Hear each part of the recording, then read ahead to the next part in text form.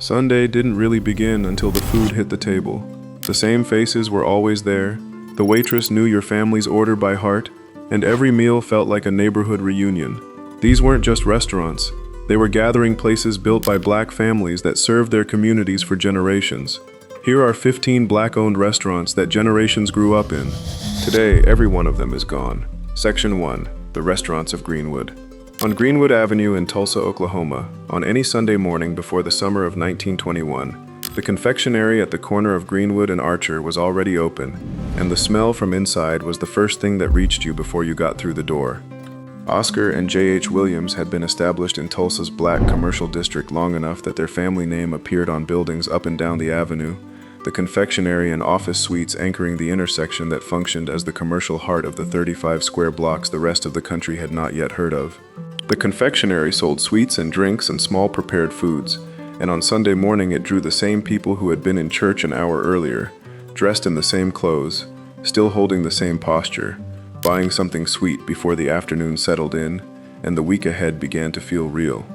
The restaurants and eating establishments of Greenwood were not the feature the district was most famous for. That distinction went to the hotels, the bank, the law offices, the hospital, the 2 newspapers that had been publishing out of offices on the avenue since 1913. But the restaurants were where the daily rhythm organized itself. Lockhart's Cafe had been in business long enough that its owner had survived an act of violence on the premises, a white customer shooting and killing his cook in the dining room sometime before 1921, and had kept the doors open anyway because closing was not a position available to someone whose community depended on the operation. Percy's Cafe was on the avenue. Payne's restaurant was nearby. Newman and Howard ran a restaurant together. Uncle Steve's Barbecue served smoked meat across the district. Wright and Dawson operated their own restaurant. The West Archer lunchroom sat on the street that anchored the commercial block.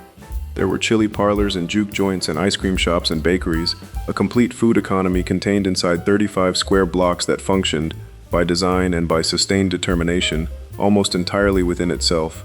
That design was not a free choice.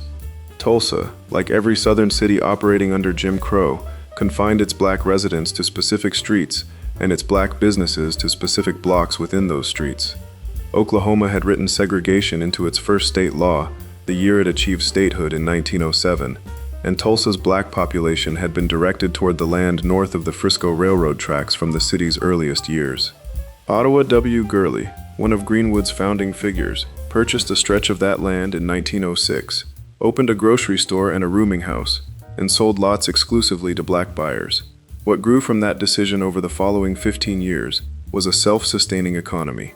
The dollar spent at the Williams confectionery on Saturday evening was spent at the Black-owned grocery on Monday morning and at the Black-owned barbershop on Wednesday afternoon. Community testimony documented a dollar changing hands as many as 19 times within the district before leaving it. The restaurants were part of that circulation.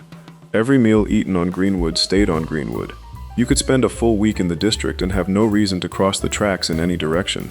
By the spring of 1921, Greenwood contained its own school system, its own post office, its own savings and loan bank, its own bus and taxi service, and its own hospital. 2 Black newspapers operated out of offices on the avenue.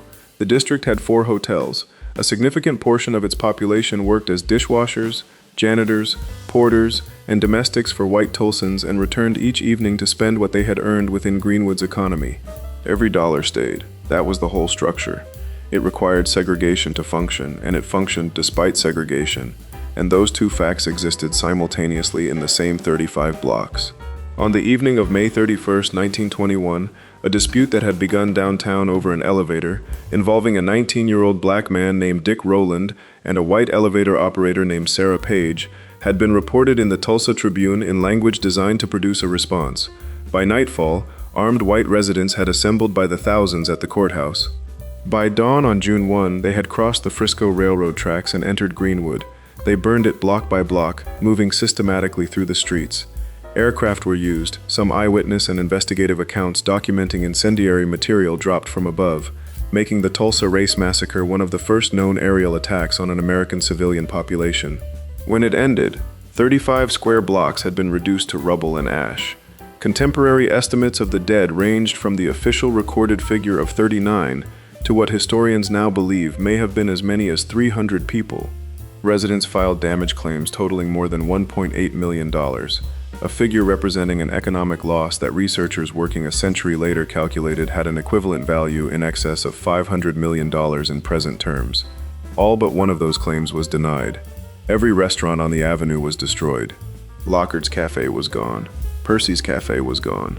Uncle Steve's Barbecue was gone. The Williams Confectionery at Greenwood and Archer was ash.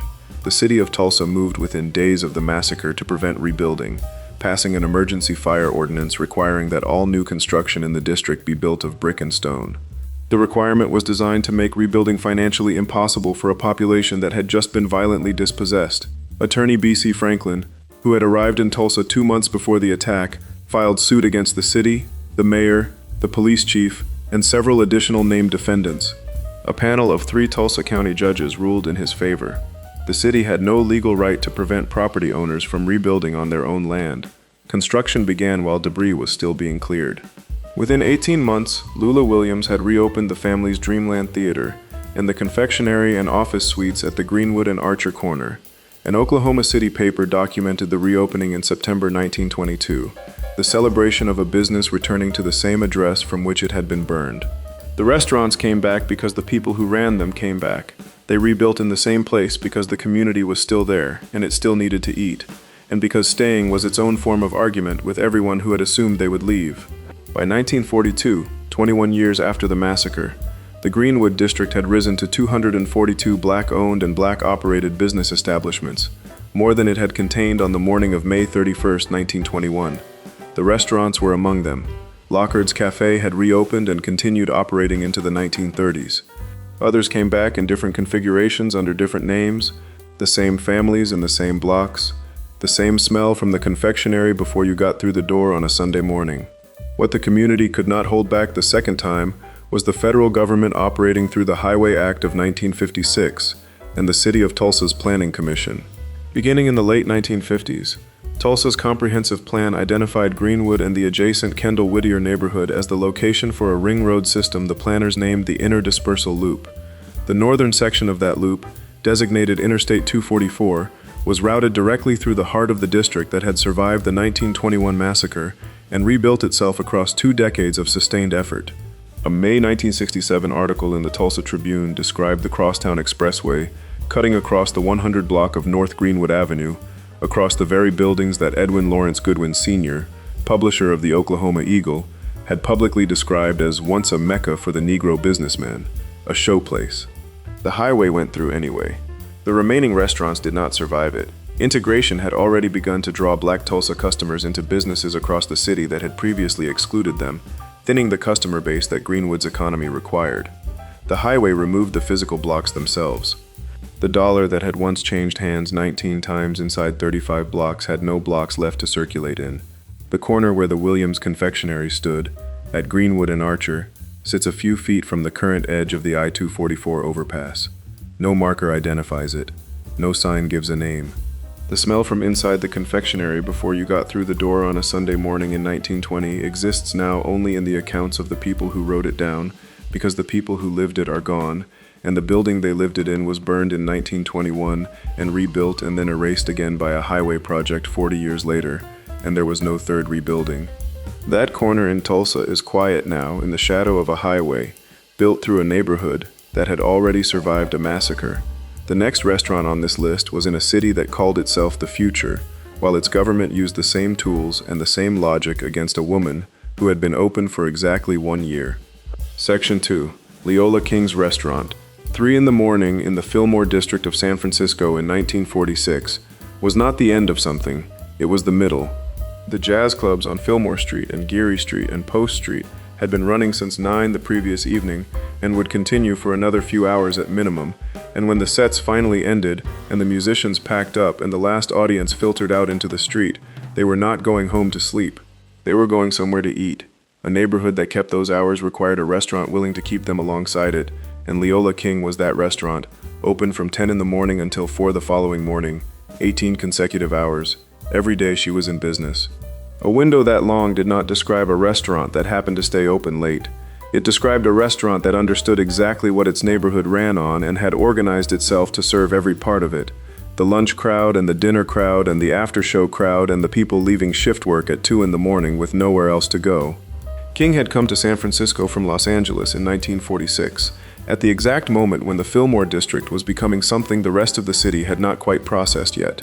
She bought land in the district and built her barbecue restaurant on it, which was itself an act of a specific and deliberate kind. Buying the land rather than renting a space meant the building could not be taken from her by a landlord.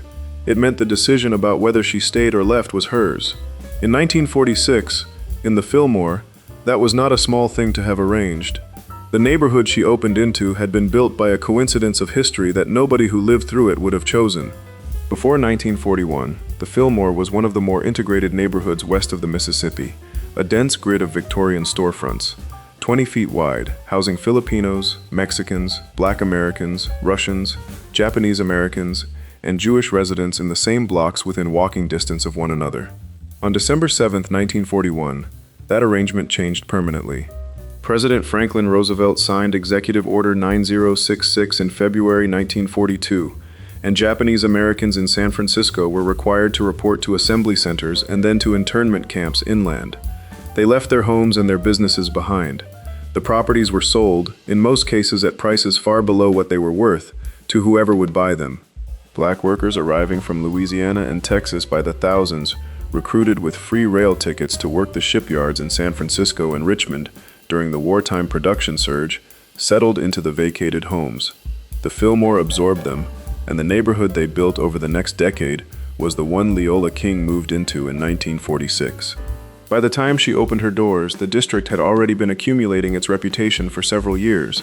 The narrow storefronts that lined the main blocks made multiple clubs per block physically possible, and the 22 Fillmore streetcar brought audiences from downtown directly to the center of the action. Billie Holiday had played there, Dizzy Gillespie had played there. The clubs were so dense and the music so constant that a writer who spent an evening on Fillmore Street in the late 1940s could move from bebop to rhythm and blues to gospel-influenced song without crossing more than a block in any direction.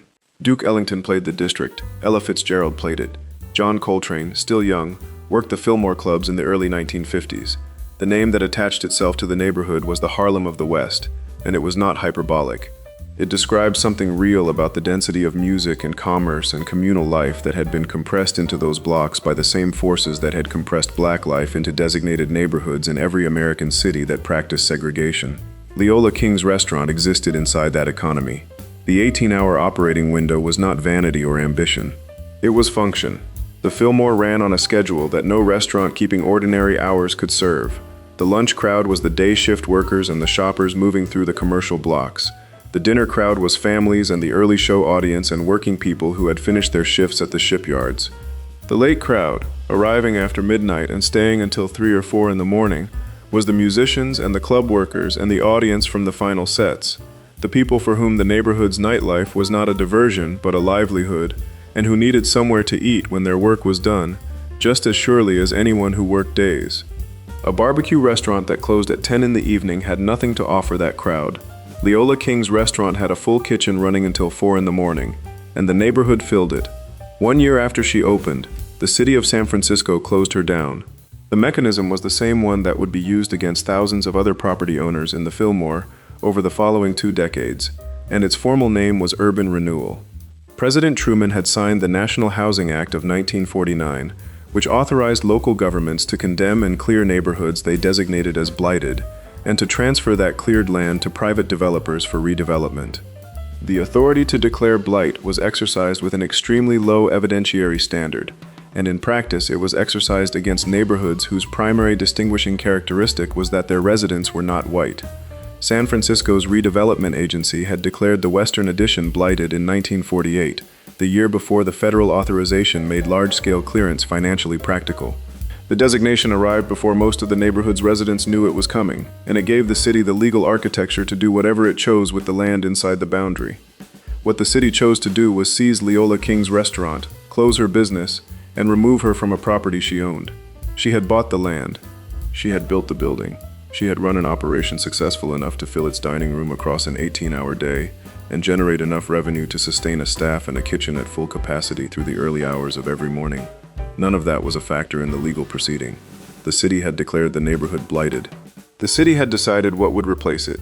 The individual transaction history of the individual property owner was not the relevant question. She tried again in 1962. The city seized her license and evicted her from that location as well. She opened another establishment in 1964. The city did the same thing a third time. 3 attempts to operate a business on land she controlled or had rights to. 3 times the city of San Francisco moved to close it. Across nearly 2 decades of sustained effort on her part and sustained opposition from the government of a city that had decided the neighborhood where she operated was not the neighborhood it intended to keep. By the time Justin Herman assumed direction of the San Francisco Redevelopment Agency in 1959, the clearance process that had already cost Leola King her restaurant once was scaling toward its full institutional expression. Herman oversaw the execution of the Western Addition A1 and A2 projects, which together demolished Victorian homes and shuttered clubs and restaurants and businesses across more than 100 city blocks. Geary Street, which had been lined with music venues and eating establishments and storefronts that served a neighborhood of tens of thousands of people, was widened into the 4-lane Geary Boulevard, cutting the neighborhood in half in the same manner that highways were cutting black neighborhoods in half in Atlanta and Detroit and New Orleans and Miami simultaneously.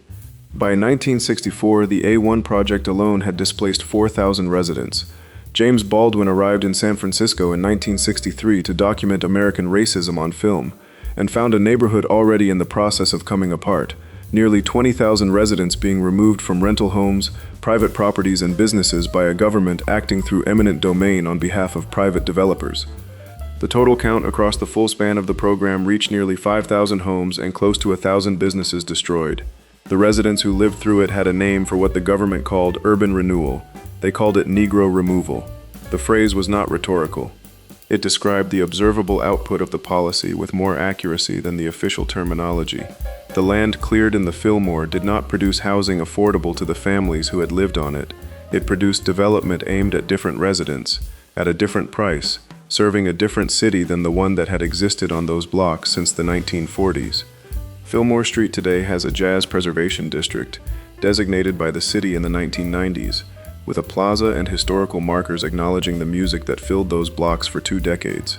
The markers tell you that Billie Holiday played there, and that Dizzy Gillespie played there, and that the neighborhood was called the Harlem of the West. They do not tell you the name of the woman who bought land on those blocks in 1946 and built a restaurant that ran 18 hours a day and fed everyone the neighborhood produced, from the lunch crowd to the musicians stepping off the stage at 3 in the morning.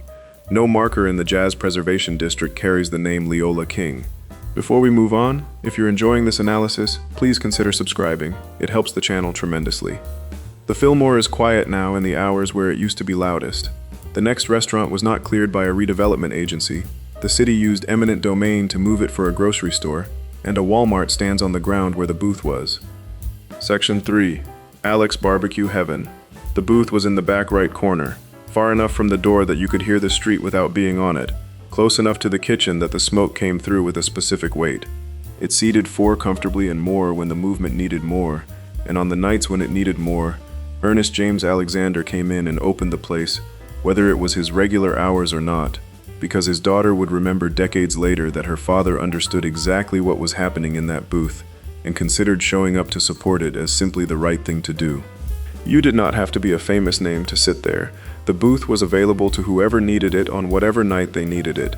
But one particular person sat there more often than anyone else, in a specific posture, with a specific order, writing in the margins of notes and on whatever paper was available, and the booth was dedicated to his memory after he was killed in Memphis in April 1968.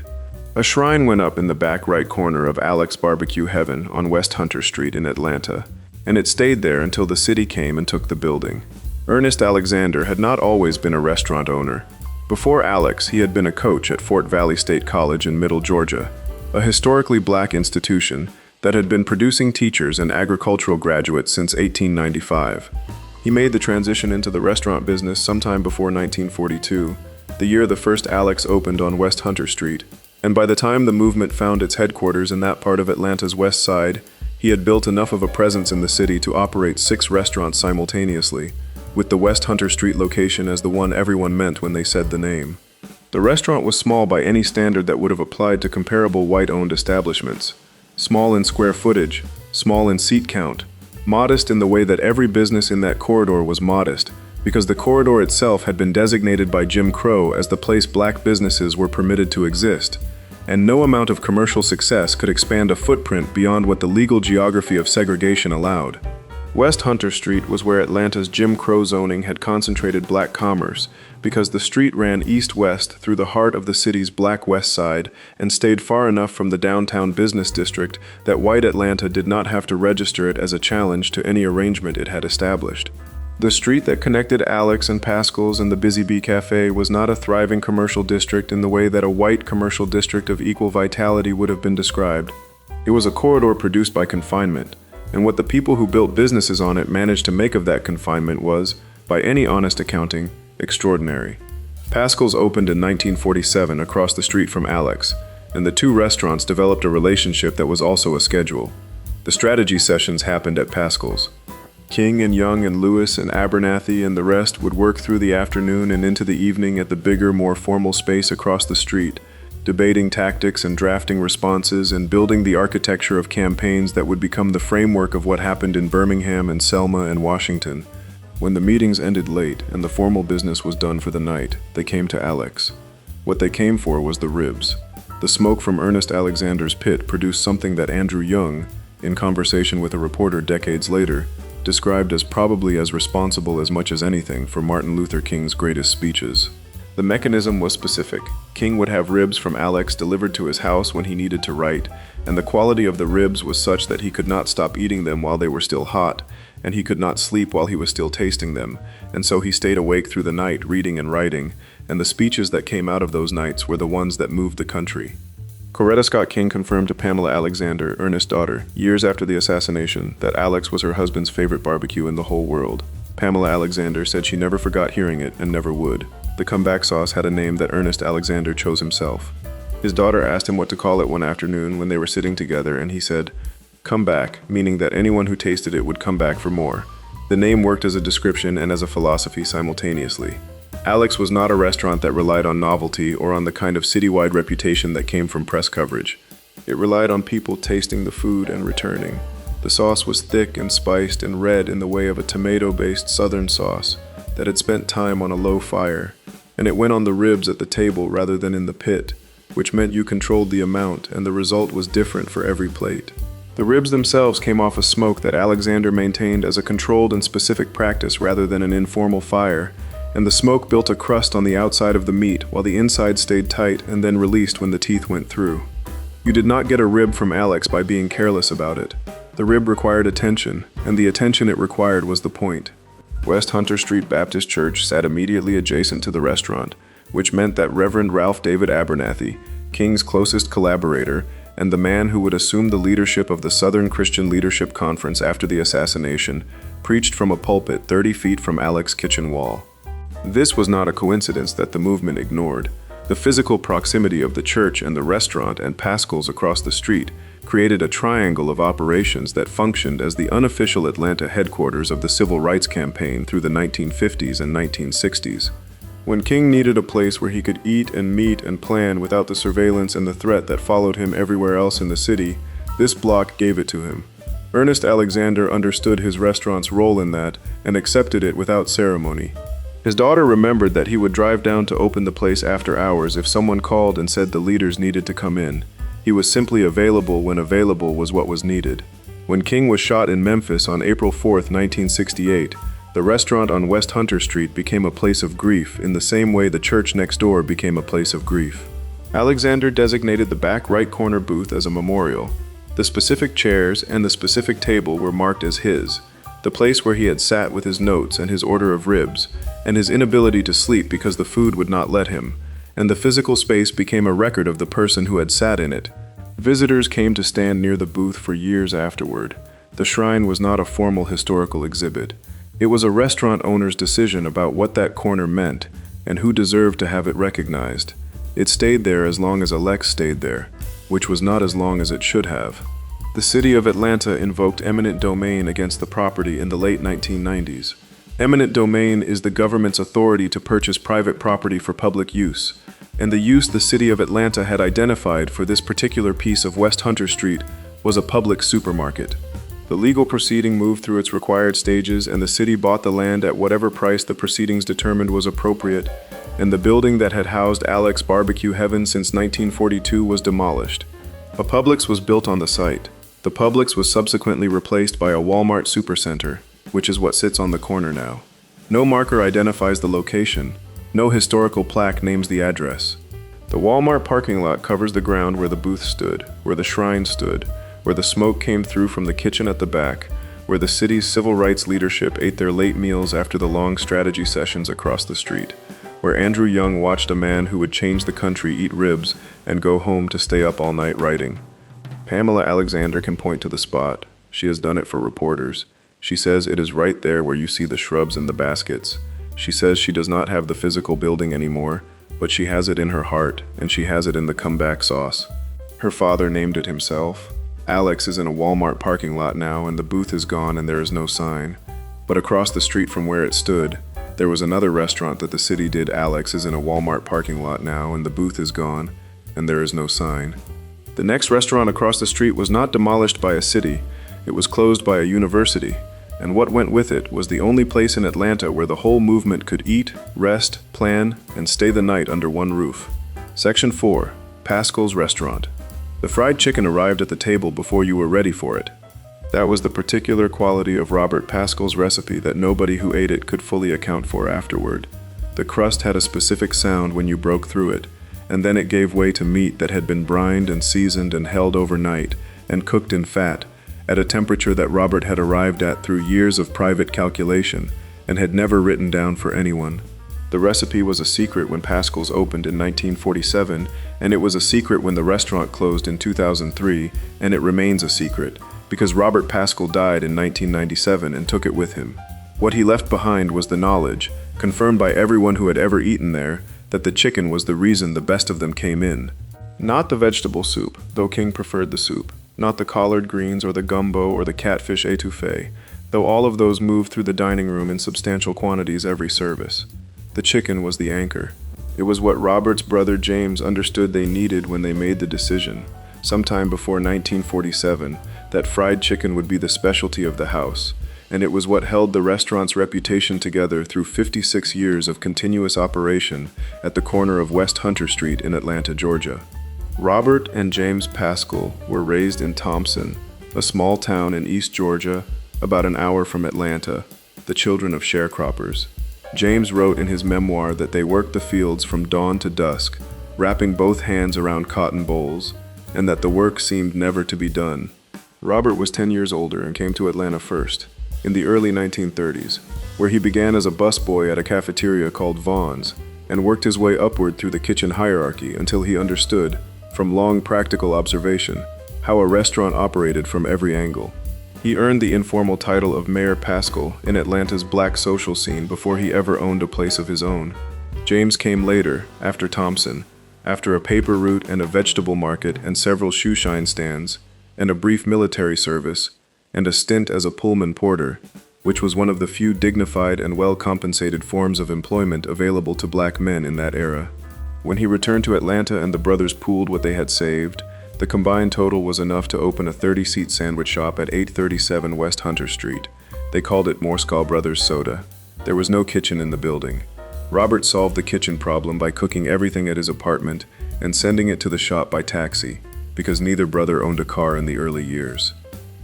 The food that arrived by taxi at a 30-seat sandwich shop on West Hunter Street was already better than most of what was being served in any restaurant in Atlanta, because Robert had spent a decade learning how to cook in professional kitchens and had been developing his fried chicken recipe in private for years before the first customer sat down. The business grew quickly enough that within a year they had expanded to 75 seats and added hot lunches to the menu, which required resolving the kitchen situation through a more permanent arrangement than taxis.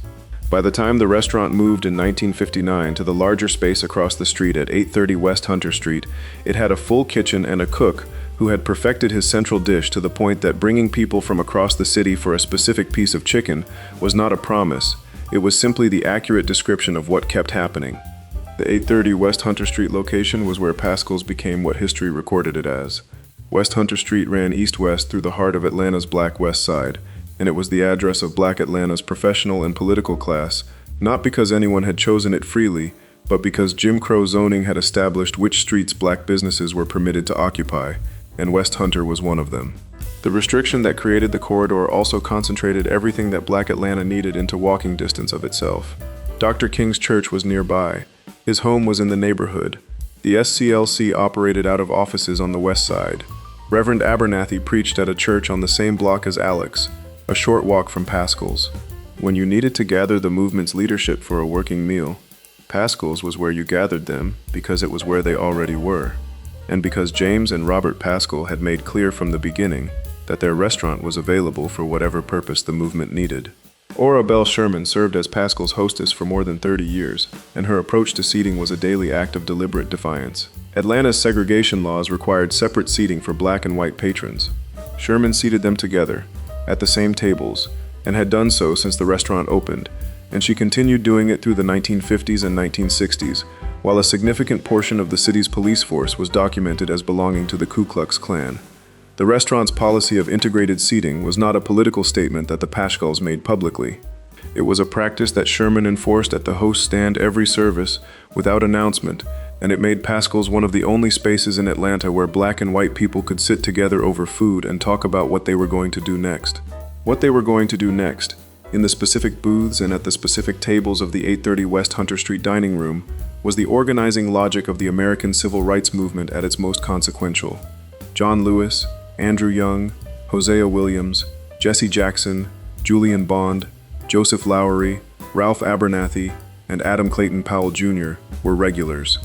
The planning sessions that preceded the March on Washington happened at Pascal's. The operational structure of Mississippi Freedom Summer was worked out there. The Poor People's Campaign was organized in the dining room. Lewis described Pascal's as the place he could go after arrests and death threats and beatings and feel safe, which was not a metaphor but a physical fact about a building on a specific street where the brothers had decided the security of the movement's leaders was part of what the restaurant provided. James and Robert posted bond for arrested protesters using their personal funds because they had built enough commercial success that they had the funds to contribute, and because they understood the restaurant as a participant in the campaign rather than merely a venue that hosted it. La Carousel opened in 1960 in the same building, a jazz lounge that brought Aretha Franklin and Dizzy Gillespie and Ramsey Lewis to a stage in southwest Atlanta. The 120-room Pascal's Motor Hotel followed in 1967, completing the complex into a self-contained sanctuary where a civil rights leader could arrive, eat, meet, rest overnight in safety, and leave without having crossed into any part of Atlanta that required him to negotiate his dignity at a door. The hotel had a swimming pool and banquet facilities and meeting rooms, and it functioned through the late 1960s as the one place in the city where the full range of what the movement needed could be met without leaving the block. By 1979, a Jet magazine profile of the brothers noted that for the past 20 years, black elected officials, candidates, and power brokers had gathered every morning over coffee and scrambled eggs to discuss who got what and when and why. The movement that had planned its campaigns at those tables had produced a generation of elected officials who now ran the city, and those officials had kept coming back to the restaurant where they had learned their politics. Atlanta's Black City Hall was what people had started calling it at some point in the 1960s, and the name stuck because it described something true about what that building did. Robert's health declined in the mid-1990s. The brothers made the decision together, and in 1996 sold the restaurant, the lounge, and the hotel to Clark Atlanta University for $3 million. The sale included the recipes. Robert's fried chicken continued to be served after the sale, which was the only part of the original operation that crossed over with any continuity. Robert Pascal died the following year at age 88. Clark Atlanta ran the complex as a conference center and dining hall and student dormitory at a loss of $500,000 annually, and in July 2003, the university closed the original restaurant and announced plans to demolish the building entirely and replace it with a new dormitory. Coretta Scott King wrote an editorial in the Atlanta Daily World against the demolition. The public response to the demolition plan was forceful enough that the university was persuaded to sell instead, and a $100,000 congressional preservation grant was secured to stabilize the structure. The hotel portion housed students until 2004, and then the whole complex sat largely vacant, deteriorating. A Washington Post reporter visited in 2011 and described a landmark in tatters, the La Carousel stage where Aretha Franklin had performed Crumbling. The dining room that had held the planning sessions for the March on Washington sitting empty and water-damaged behind a chain-link fence. James Pascal died in 2008.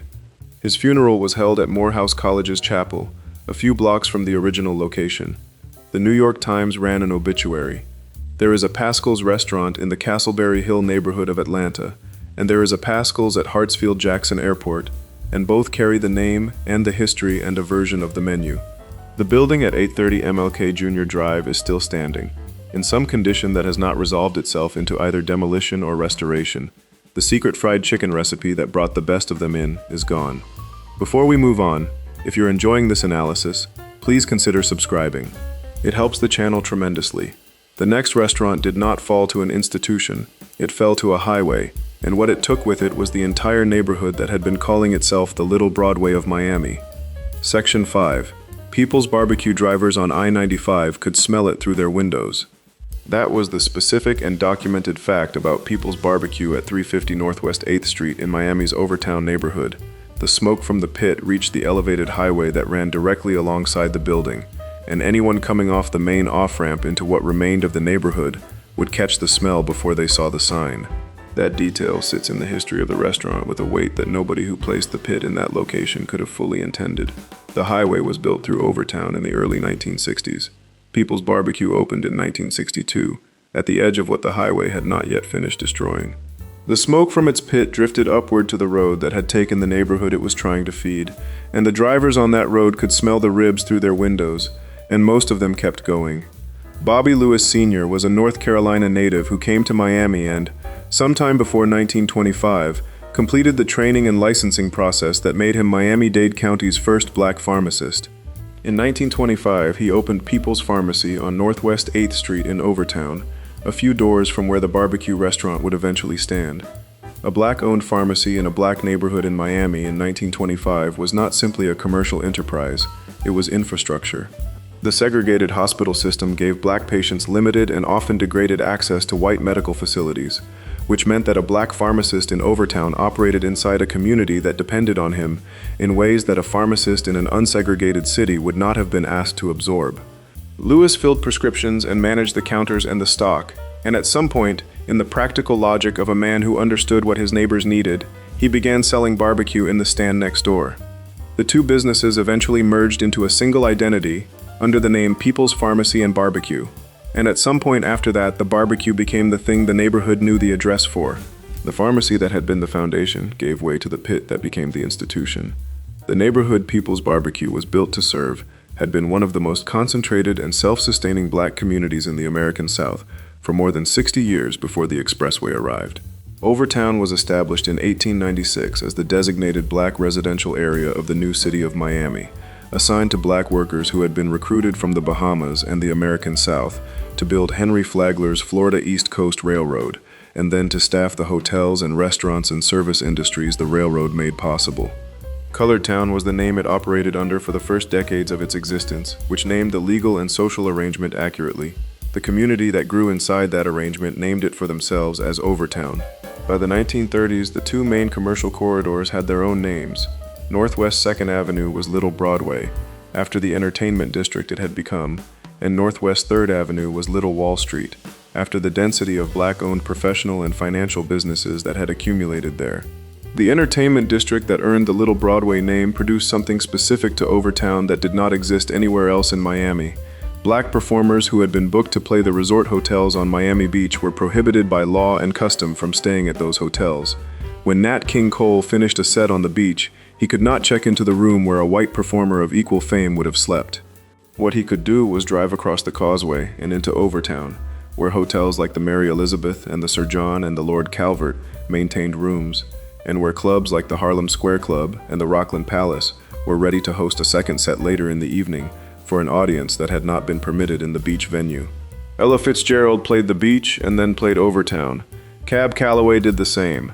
Lionel Hampton, Count Basie, Louis Armstrong, Nina Simone, Otis Redding, James Brown, and Sam Cooke all moved through the same circuit, perform on the beach for the white tourist audience, drive to Overtown for the night's lodging, and a second show for the community that had no other access to them.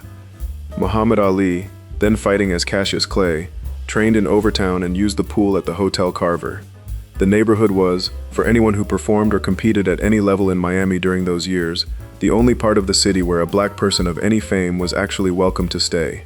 By 1955, a survey of Overtown's commercial life counted 27 eating places and restaurants within the neighborhood's borders, alongside 34 groceries and small markets, 21 medical services, and 44 barbershops and beauty salons. At least one national black professional convention was held annually in Overtown during the 1940s and early 1950s, with hotel rooms and restaurants and cultural programming all available within walking distance of one another, in a neighborhood that had been made to sustain itself by the same segregation that had created it. In 1955, the Florida State Road Department released plans for the expressway that would eventually become I-95. The original route followed the Florida East Coast Railway right-of-way, which ran through the eastern edge of the urban area without cutting through Overtown's residential and commercial core. That route was rejected. A new plan shifted the alignment west, directly through the center of the neighborhood, specifically to provide, as the plan stated in its own language, ample room for the future expansion of the central business district in a westerly direction. The downtown Miami Chamber of Commerce and city officials supported the new route. Community objections were recorded and disregarded. The highway went through Overtown because directing it through Overtown cleared land that the downtown business district wanted room to expand toward. The people whose homes and restaurants and pharmacies and theaters occupied that land were not the constituency whose preferences governed the decision. Construction of I-95 and I-395 through the heart of Overtown destroyed nearly 40 blocks of the main business district. Between 10,000 and 12,000 residents were displaced, constituting close to the entire remaining residential population of the neighborhood's core. Property owners received compensation assessed at below market rates. Renters, who made up the majority, received nothing. The Lyric Theater, which had been the center of the Little Broadway Entertainment District since 1913, survived physically but lost the surrounding neighborhood that had sustained its audience. The 27 eating places and restaurants that existed in 1955 were reduced in number and severed from the density of residents and visitors that had kept them operating. People's Barbecue opened in 1962, the year after the heaviest construction displaced the most residents, at 350 Northwest 8th Street. Bobby Lewis Sr. had been serving the neighborhood since 1925. The pharmacy that had made him the county's first black pharmacist was still operating. The barbecue that had begun as a sideline had become the primary identity of the address. The new restaurant sat at the edge of the highway interchange, in the geography of what was left of Overtown after the expressway had taken what it took, and the smoke from its pit drifted upward to the cars overhead. Lewis operated through the years of Overtown's sustained decline, the neighborhood losing residents and businesses decade by decade as the highway made it easier to leave than to stay. He died at 99 years old, having opened the pharmacy in 1925 and worked in some form in Overtown across the better part of 8 decades. He left Peoples to his children, who focused on the barbecue after he was gone. The restaurant operated for 5 decades, serving pork and chicken and beef and sauce and sides to the generations that remained in Overtown and to the visitors who knew what was at that address. In its later years, Miami public figures ate there regularly. The smoke from the pit still reached the elevated I-95 above, still tempted drivers coming off the ramp, still announced that something worth stopping for existed below the highway that had taken the neighborhood from around it. People's Barbecue closed in 2016 for renovations, and the renovations became a multi-year process, and then the Southeast Overtown Park West Community Redevelopment Agency purchased the property and spent $1.5 million rebuilding the pit and the kitchen and the exterior. The building at 350 Northwest 8th Street is being leased to a new operator under a requirement that barbecue be served and that the name Peoples be kept in some form. The restoration is a recognition that the address means something. It is also a recognition that the institution that built the address is gone, and what is being restored is a building, not the man who opened a pharmacy in 1925 and started selling ribs next door because his neighborhood needed both. People's Barbecue stood at the edge of the highway that took its neighborhood and kept cooking for 5 more decades. The next restaurant did not survive beside a highway, it went under one, along with an entire corridor of oak trees and the economy that had grown beneath them. Section 6. The Restaurants of North Claiborne Avenue. The avenue was 191 feet wide.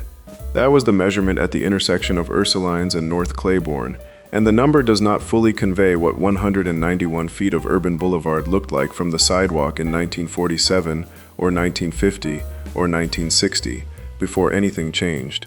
The width was the first thing. The neutral ground running down the center of the avenue, which is what New Orleans calls a median, was so broad that children played baseball on it in the afternoons without any concern about traffic. Live oak trees lined the neutral ground for the full length of the commercial corridor, a canopy documented as the longest single strand of oaks in the country. And in between the oaks were azalea bushes that bloomed in season and held color against the green for months. When you walked down North Claiborne Avenue before 1966 on an evening when the restaurants had their doors open and the light was coming through the oak canopy and the sound of the street was running at full volume, you were walking through something that had taken a century to build and that the people who built it had never been given credit for building. North Claiborne was called the Main Street of Black New Orleans, and the description was accurate in every dimension it could be applied to. The avenue ran through the Treme neighborhood, which sits immediately north of the French Quarter and which is the oldest continuously inhabited black neighborhood in the United States, the place where free people of color had established themselves in the city since before the Civil War, and where the musical and cultural traditions that eventually became New Orleans jazz had their earliest organized form. Treme was where Mardi Gras Indian tribes gathered to practice and parade, moving through the neutral ground under the oaks in costumes that represented a specific and sustained exchange between Black and Native American culture in Louisiana. The Zulu Social Aid and Pleasure Club, whose parade was the oldest and largest Black Mardi Gras parade in the city, organized on Claiborne. The second-line parade tradition, in which a brass band leads a procession through Black neighborhoods and the neighborhood joins in behind, was rooted in Treme and moved down Claiborne as its organizing corridor. The oak trees and the neutral ground were not decorative. They were the space where this happened, and the space made the happening possible. Joe Sheep's sandwich shop opened at 6 in the evening and closed at 2 in the morning. Those hours were not an accident. The restaurants and food operations on North Claiborne understood the schedule of their neighborhood, which was a schedule organized around work that ran late and celebrations that ran later, and a community that gathered under those oaks at all hours because the oaks were there, and the avenue was wide and the air was mild, and New Orleans gave its residents more reasons to be outside than almost anywhere else in the country. Joe Sheep sold stuffed crabs for 5 cents and stuffed tomatoes for 5 cents and charged 15 cents for a hot sausage sandwich, which was the most expensive item on his menu, and which represented a price point that kept his shop accessible to everyone on the avenue, regardless of what their workday had produced. Moe's Pie Shop had hot pies ready every evening at 4, which put them available at the hour when the afternoon was turning into evening, and the people who had been working since morning needed something to eat before the street filled up entirely. Two Sisters Restaurant was the address you went to when you wanted a full meal on Claiborne, a sit-down place with a table and a full service rather than a counter or a window. In New Orleans, where the food culture was already specific in ways that no other city in the American South fully replicated, a restaurant on North Claiborne occupied a culinary tradition that was also a cultural argument. New Orleans Creole cooking had been developed over generations primarily by Black cooks, enslaved and free, who had synthesized West African cooking traditions with French technique and Spanish seasoning and the particular abundance of the Gulf Coast into something that neither Africa nor France nor Spain had produced on its own. The restaurants on Claiborne were the neighborhood expression of that synthesis, the places where the food that the city had built on Black labor and Black knowledge was made available to the Black community in its own street, on its own terms, at a price that its own residents could afford. LeBranche's drugstore sat nearby. People's Life Insurance had an office on the corridor. The Capitol Theater anchored the entertainment end of the strip. In 1950, there were 123 businesses along this section of North Claiborne operating for the community that gathered beneath those oaks. The city of New Orleans and the state of Louisiana had plans on paper for 2 expressways. One would run along the riverfront through the French Quarter, connecting downtown to the interstate system. The other would run through North Claiborne, elevated above the avenue, through the Treme neighborhood, connecting the system in the opposite direction. Both plans existed simultaneously from the mid-1950s onward, and both were supported by the city's leadership and its business community. The difference between what happened to the French Quarter Expressway and what happened to the Claiborne Expressway was the difference between who had the political power to stop a highway and who did not. The French Quarter Expressway was opposed by preservationists, architects, and the kind of civic organizations that produced the letters and the legal challenges and the sustained public pressure that government agencies respond to. By 1968, the opposition had succeeded. The federal government, presented with documentation of what the Riverfront Expressway would do to the historic character of the French Quarter, withdrew support, and the plan died. The French Quarter was saved. The Treme residents fighting the Claiborne Expressway had no equivalent institutional backing. There was no public hearing process for the Claiborne route. Nobody came to the neighborhood to explain what was being planned or to solicit the objections of the people who would be affected. The first notice that North Claiborne Avenue was about to become an elevated interstate highway arrived in February 1966, when workers from the New Orleans Parkway Commission pulled up to the neutral ground with chainsaws and backhoes. Residents watched from their porches as the oaks were cut down and dug up and removed. Some were bagged and transplanted, most were simply gone.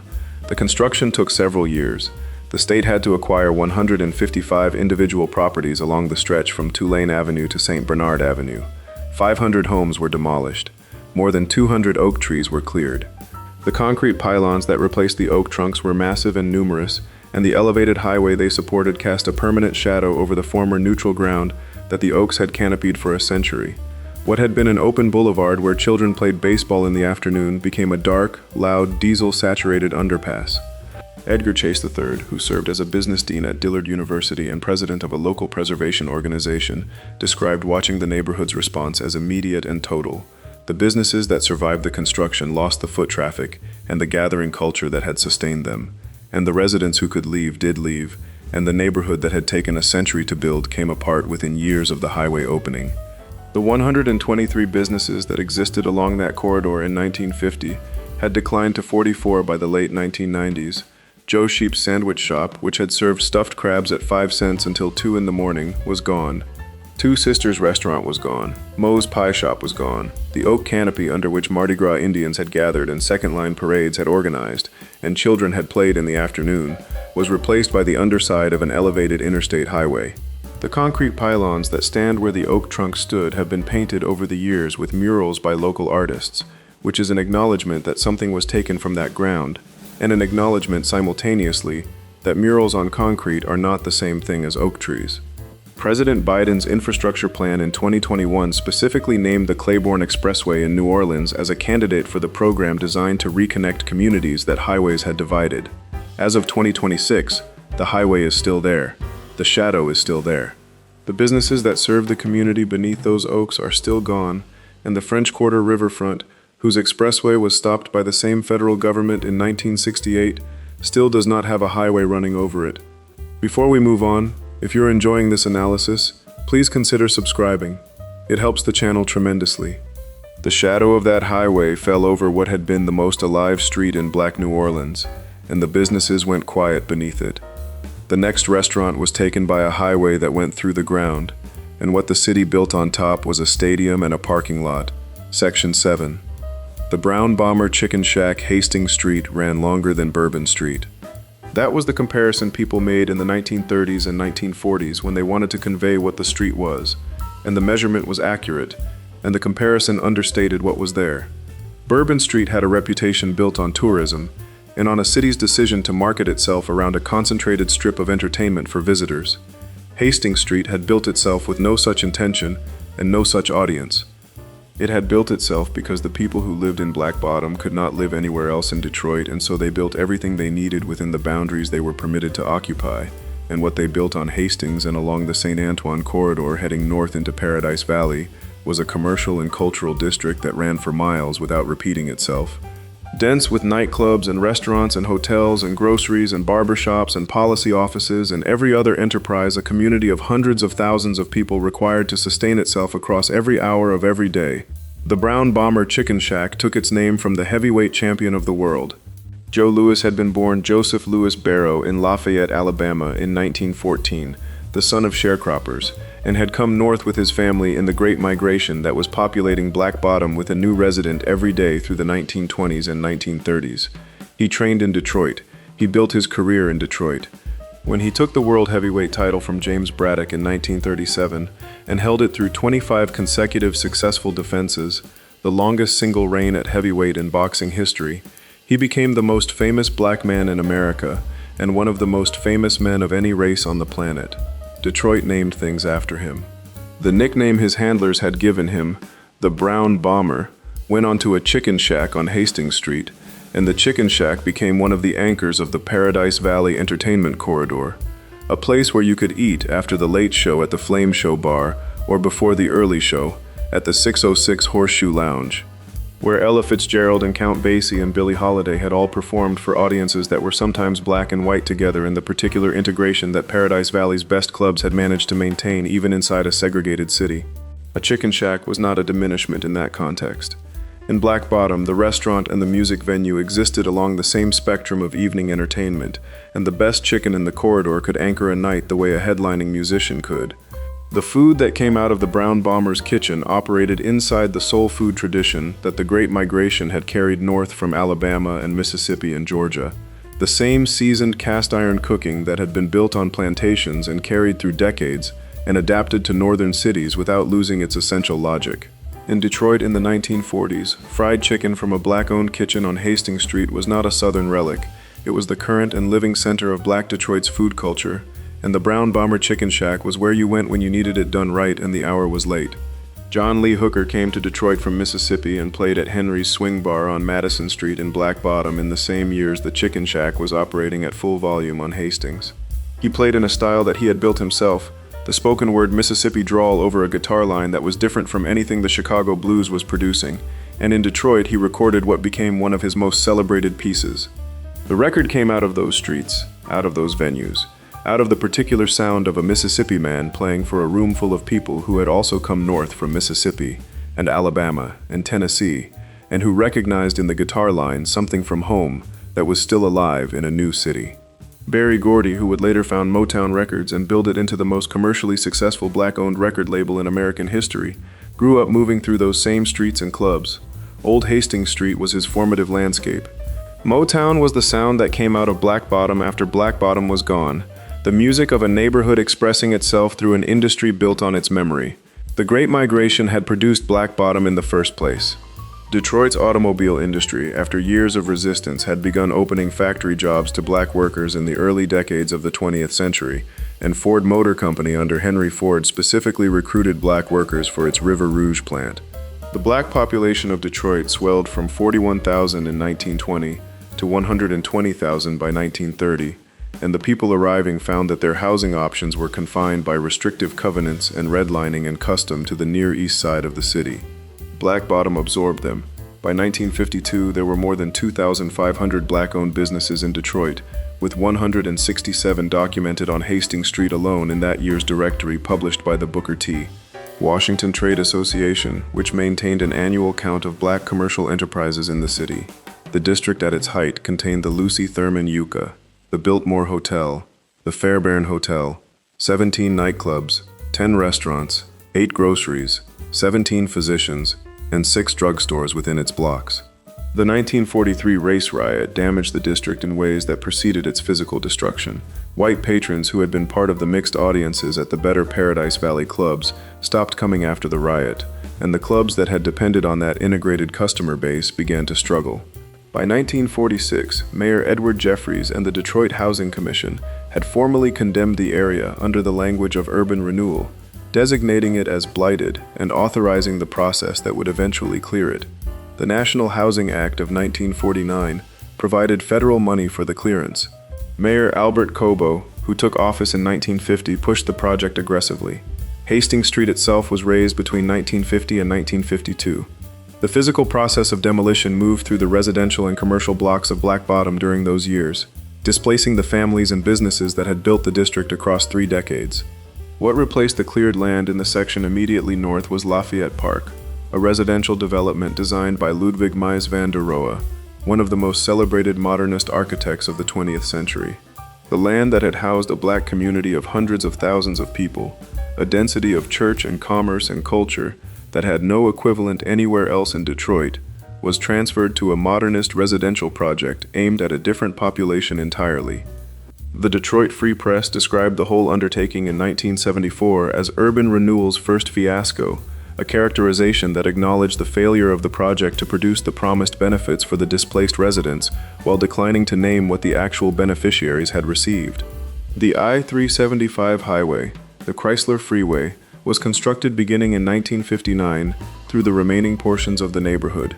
The highway ran in a sunken cut through the earth rather than elevated above it, which meant it did not cast a shadow over the blocks it went through, but rather disappeared into the ground, and where it disappeared was directly over the path that Hastings Street had occupied.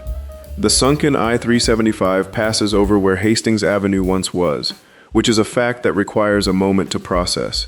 The street longer than Bourbon Street, the street where John Lee Hooker played Henry's Swing Bar, and young Berry Gordy learned what music could do to a room. The street where the Brown Bomber Chicken Shack had operated in the name of the heavyweight champion of the world, is now the floor of a freeway cut. The pavement of the highway is where the pavement of the street was. The last 3 structures standing in Paradise Valley were demolished in 2001. The area where the district once operated now holds Ford Field, the NFL stadium where the Detroit Lions play, and Comerica Park, the baseball stadium where the Tigers play. A parking lot covers the ground between them. The community that built those blocks had already been scattered across the city and the suburbs across the previous 50 years, and had no formal recourse when the final structures were knocked down. There is a historical marker on St. Antoine Street near Beacon, a short walk from Ford Field, that reads that Paradise Valley was an extraordinary community only rivaled by the Harlem Renaissance. The marker is the size of a sign. The Ford Field parking structure next to it is the size of a city block. The last 3 structures in Paradise Valley came down in 2001, and the parking lot was poured, and that was the memorial. The next restaurant lost its neighborhood to a road that was never finished, and then lost itself to a clearance that used property values instead of eminent domain. Section 8. Sess's Restaurant. The stars came after the show. That was the sequence on Pennsylvania Avenue in West Baltimore through the 1940s and 1950s, and the sequence was as fixed as the schedule at the Royal Theater itself. The Royal sat on Pennsylvania Avenue and was one of 5 venues in the country that constituted the backbone of the Chitlin Circuit, the linked network of black-owned theaters and clubs that hosted the major black performers of the era in the cities that mattered to black audiences. The other 4 were the Apollo in Harlem, the Howard in Washington, the Regal in Chicago, and the Earl in Philadelphia. The Royal was the one you played before those, in a circuit logic that treated Baltimore as the apprenticeship, the theater where a performer confirmed what they had before the Apollo was willing to look. Pearl Bailey played the Royal, Billie Holiday played it, and also lived in West Baltimore for a period, because Baltimore was where she was from and Pennsylvania Avenue was her neighborhood. Sarah Vaughan, Dinah Washington, Etta James, Nat King Cole, Louis Jordan, the Supremes, Duke Ellington, Count Basie all came through. When the last set ended, the performers and the late audience, and the people who had been part of the evening without performing in it, needed somewhere to go, and Sess's at 1639 Division Street was where they went. Sess's had been, for half a century, the most popular black restaurant in Baltimore. That was not a reputation that had been assigned by a publication or a campaign. It was what the people who ate there said to each other and to their children and to anyone who asked where to eat in that part of the city. The restaurant sat on Division Street between Druid Hill Avenue and Pennsylvania Avenue, close enough to the Royal that a walk after the show was not a project but a natural extension of the evening. Pearl Bailey ate at Sess's.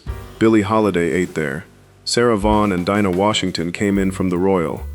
The doctors and lawyers and business professionals of Black Baltimore, who had built their offices along Pennsylvania Avenue because Jim Crow had designated that corridor as the address for black professional life in the city, ate at Sess's on ordinary evenings without any performers present, because it was the restaurant that every level of Black Baltimore's social life had decided was where you went.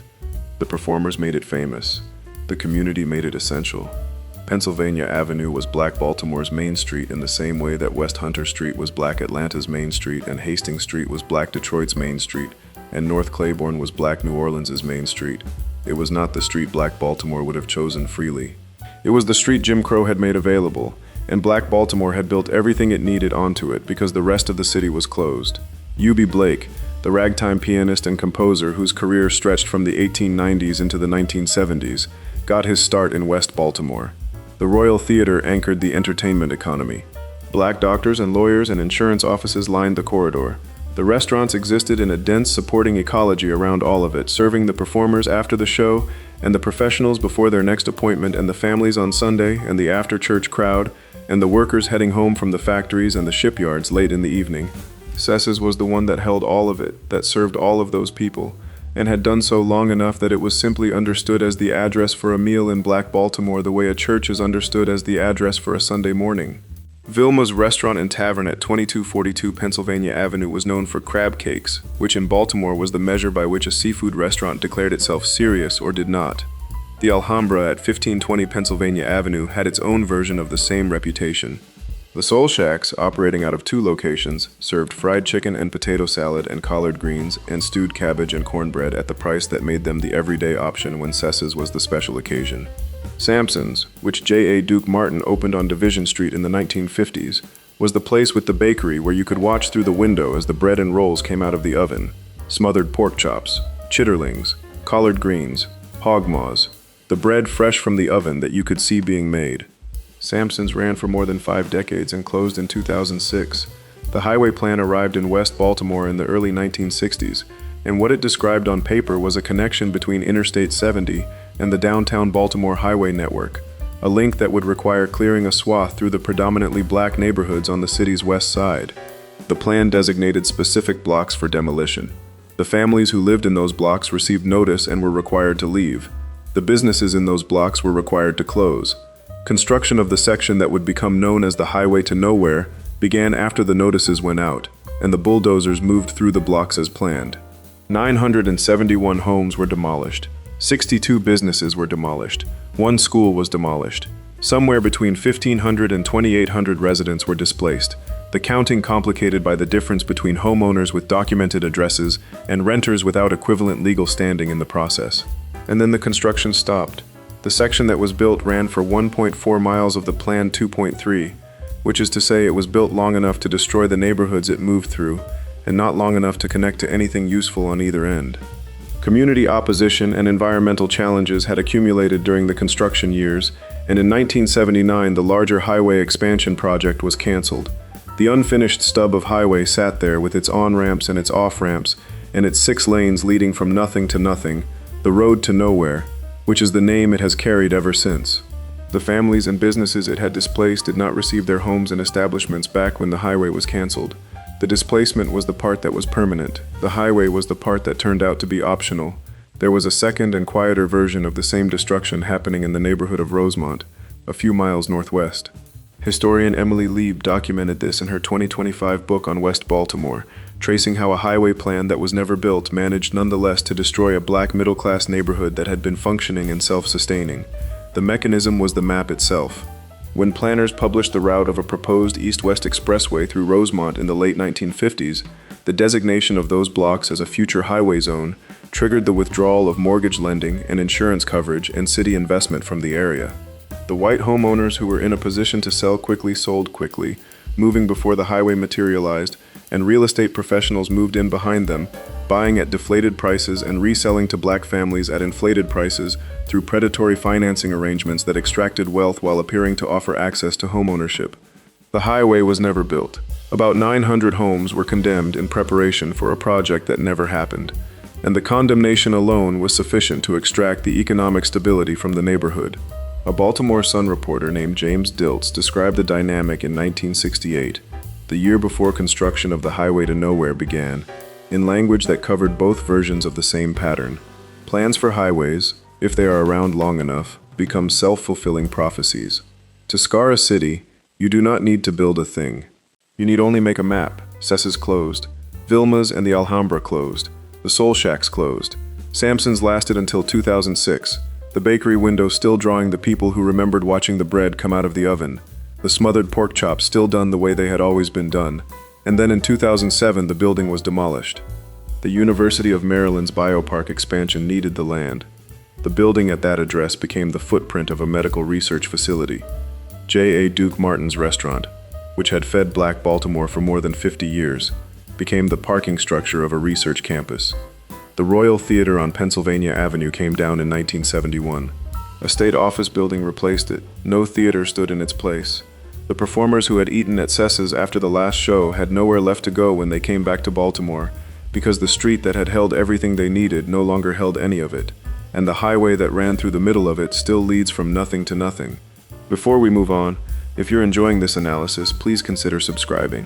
It helps the channel tremendously. Cess's fed the performers from the Royal for half a century, and then the Royal came down and the street went quiet.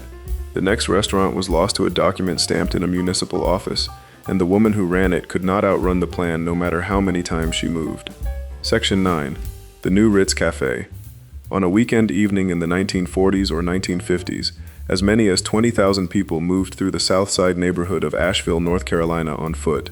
The number is the one that survives in the accounts of the people who were there, and it was possible because South Side was the center of black life in a mountain city that had restricted where black life was permitted to locate itself. Jim Crow had assigned the black residential and commercial world of Asheville to a specific set of streets south of downtown, and what the community built inside those streets over the first half of the 20th century was complete in the way a self-sustaining economy must be complete. Before urban renewal arrived, South Side contained 1,100 homes, 14 grocery stores, 6 beauty parlors, 5 barber shops, 5 filling stations, 3 laundromats, 8 apartment houses, 7 churches, 3 shoe shops, a hotel, 5 funeral homes, a hospital, and 3 doctor's offices.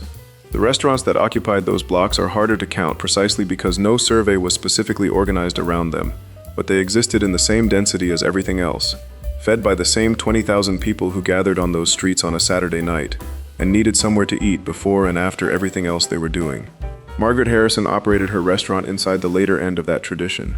The community called her Sista, which was how she was known to everyone who came through her door and everyone who talked about her afterward, the name that carried both her personality and her role in a neighborhood that understood itself as a community held together by specific people in specific places. The New Ritz Cafe was hers for more than 30 years, a community cafe in the lounge style, which in Asheville meant tables and music and a room where people came in from work and did not leave quickly, where the atmosphere was the point alongside the food. She was known for her fried fish and her pinto beans, which is a specific combination that locates her cooking in the Appalachian tradition of black foodways in the Mountain South, the tradition that food writers later called Afro-Lakian cuisine, and that Sista simply called what she cooked. The fried fish came out of a cast iron pan, and the pinto beans had been going since morning, and the lounge setting meant the music was present in the room, and the laughter was present in the room, and the people who came in after work were the people who had been coming in after work for years and who understood Sista's Cafe as a place where they did not have to explain or justify themselves to anyone. The South Side neighborhood that the New Ritz Cafe operated inside had been made vulnerable to destruction by the same forces that made every black neighborhood in every American city vulnerable to destruction in the middle of the 20th century. The city of Asheville had not invested in the infrastructure of South Side across the decades when it was investing in white neighborhoods. Water and sewer and paved roads arrived late or in insufficient condition in the black residential and commercial district. Redlining, the federal government's practice of refusing to guarantee mortgages in black neighborhoods beginning in the 1930s, had denied Southside property owners the financing they would have needed to improve or maintain their buildings. A building that cannot be improved because no bank will lend money against it deteriorates over time, and a neighborhood full of such buildings accumulates the appearance of blight, and a government that wants to clear land for other purposes can then point to the blight it helped produce as the justification for clearing it. The Redevelopment Commission of the City of Asheville commissioned a study of the East Riverside community, which was South Side, in 1966. The study assessed conditions and produced a finding of blight that the commission was looking for, and the finding became the document that authorized what followed. There were 6 urban renewal projects in Asheville between 1965 and 1988. The East Riverside Urban Renewal Project was the first and the largest, ultimately designated as the largest urban renewal project in the southeastern United States, covering more than 400 acres of land. The program worked the way the program worked everywhere. The city used federal grant money and eminent domain authority to acquire properties at prices set by the government's own assessment, cleared the land, and transferred it to new uses. The families who received the assessed value for homes that the city's own neglect had kept from appreciating and who had no way to buy back into a real estate market that would rise dramatically over the following decades did not benefit from the transaction. A University of Maryland research team that studied the project in the early 2000s calculated that the deprivation of the chance to participate in Asheville's subsequent real estate boom had cost the former Southside property owners and their families tens of millions of dollars in intergenerational wealth. The physical destruction moved through the 1,100 homes and the grocery stores and the beauty parlors systematically across the late 1960s, through the 1970s, and into the 1980s. Southside Avenue, which had been the main commercial corridor of the neighborhood, the diagonal street that connected the whole district, was cut to a third of its original length. A local historian named Roy Harris described the result plainly. The city basically rolled up the street. The 14 grocery stores that had fed a neighborhood of 20,000 weekend visitors thinned and closed as their customer base was displaced, and the last one closed its doors in 1975. From 1975 onward, South Side was a food desert, a neighborhood whose food economy had been systematically removed, whose residents had no place to buy groceries within walking distance, and whose relationship to the food it had built over generations had been severed by a government program that lasted 2 decades and destroyed more than 1,000 homes and businesses. Of the families who had been property owners in Southside during the urban renewal years, only 14 bought property in that area again when the clearances were finished. The community that had filled those streets on a Saturday night, 20,000 people strong, scattered across the city and the region and did not return, because the streets they would have returned to no longer existed in the form that had made them worth returning to. The new Ritz Cafe kept going.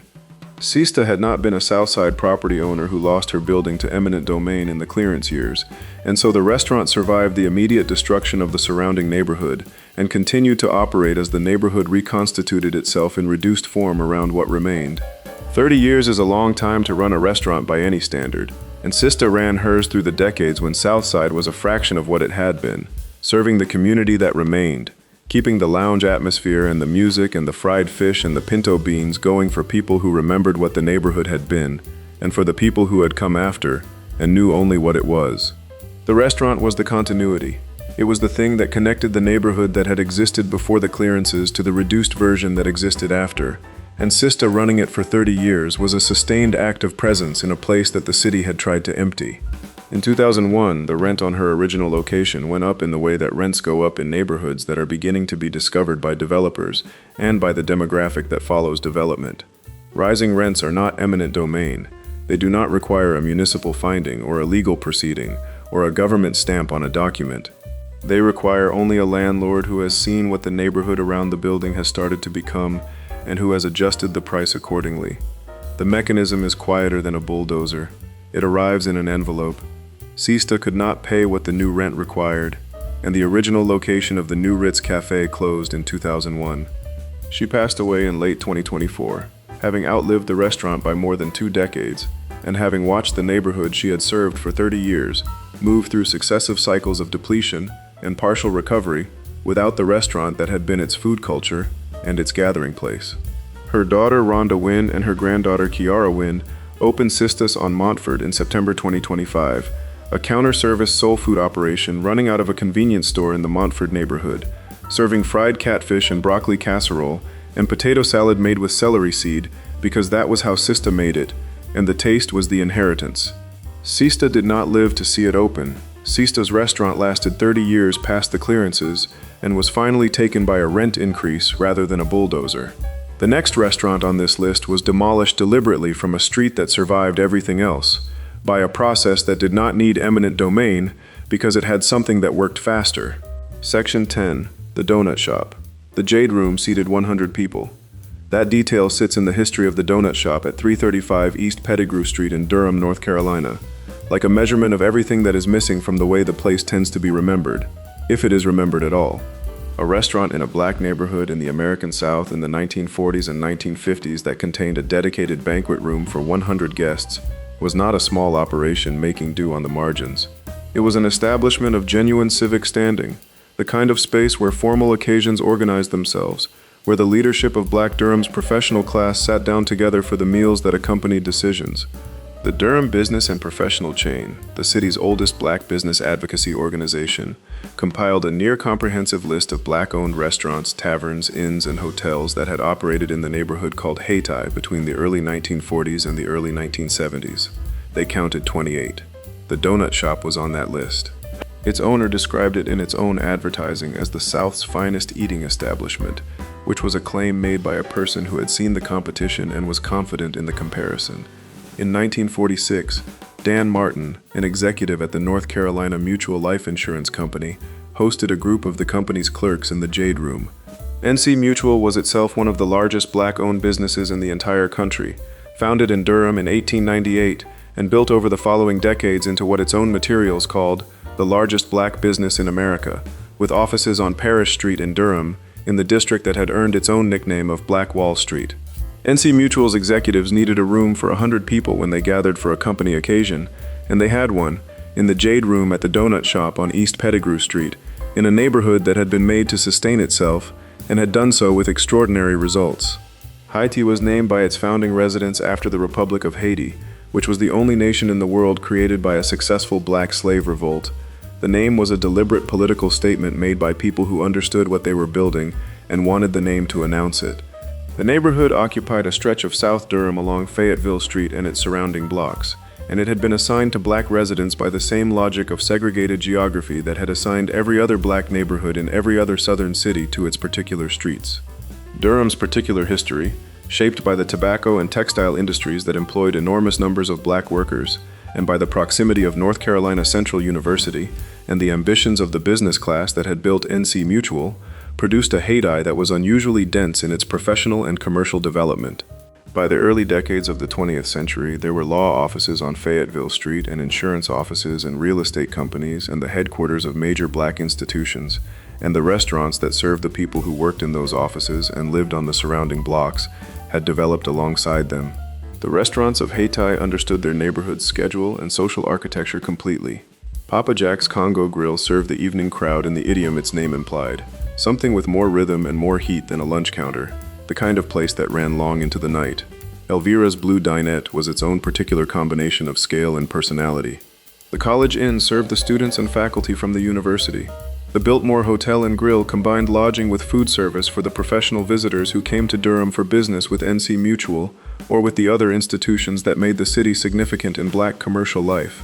The donut shop sat among them with its full menu and its banquet room and its confidence about where it stood in the regional hierarchy of black-owned dining establishments.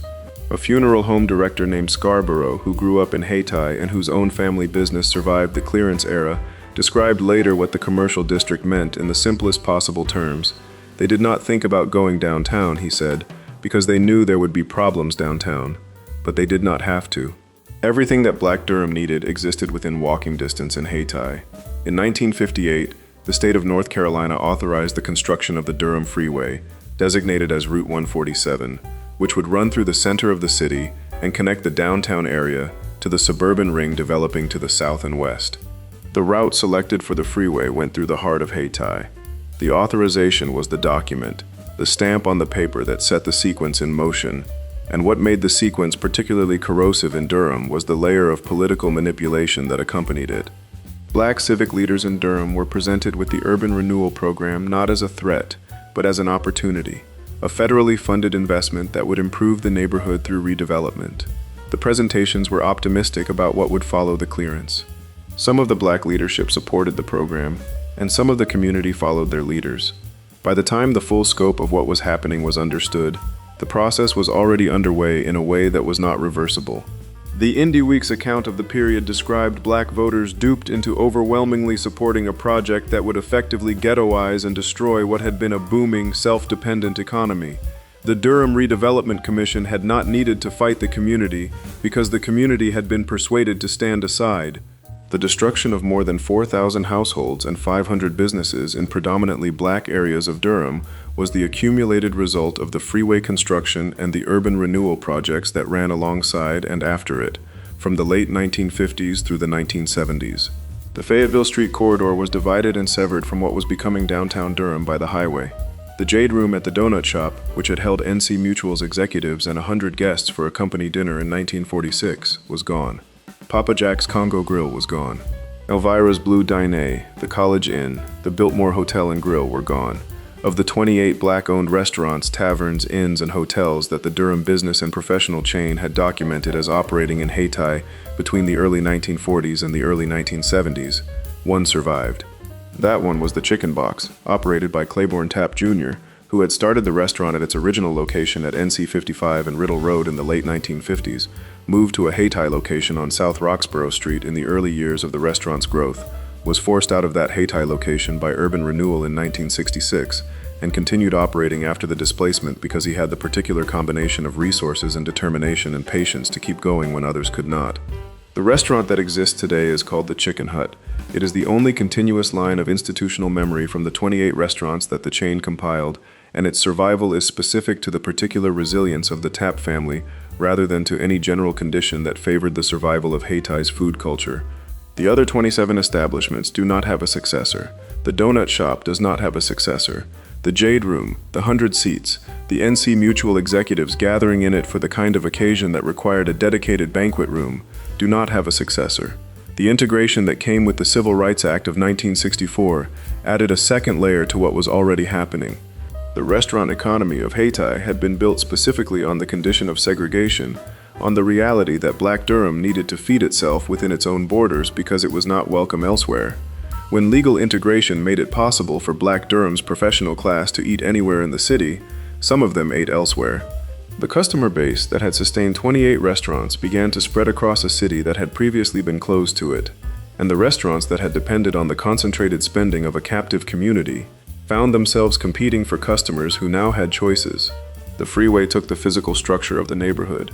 Integration took the economic logic that had held the restaurant community together. Both arrived in the same decade, and the combination was terminal for nearly everything that had been built on East Pettigrew Street. The Durham Freeway runs through the center of what Haiti was.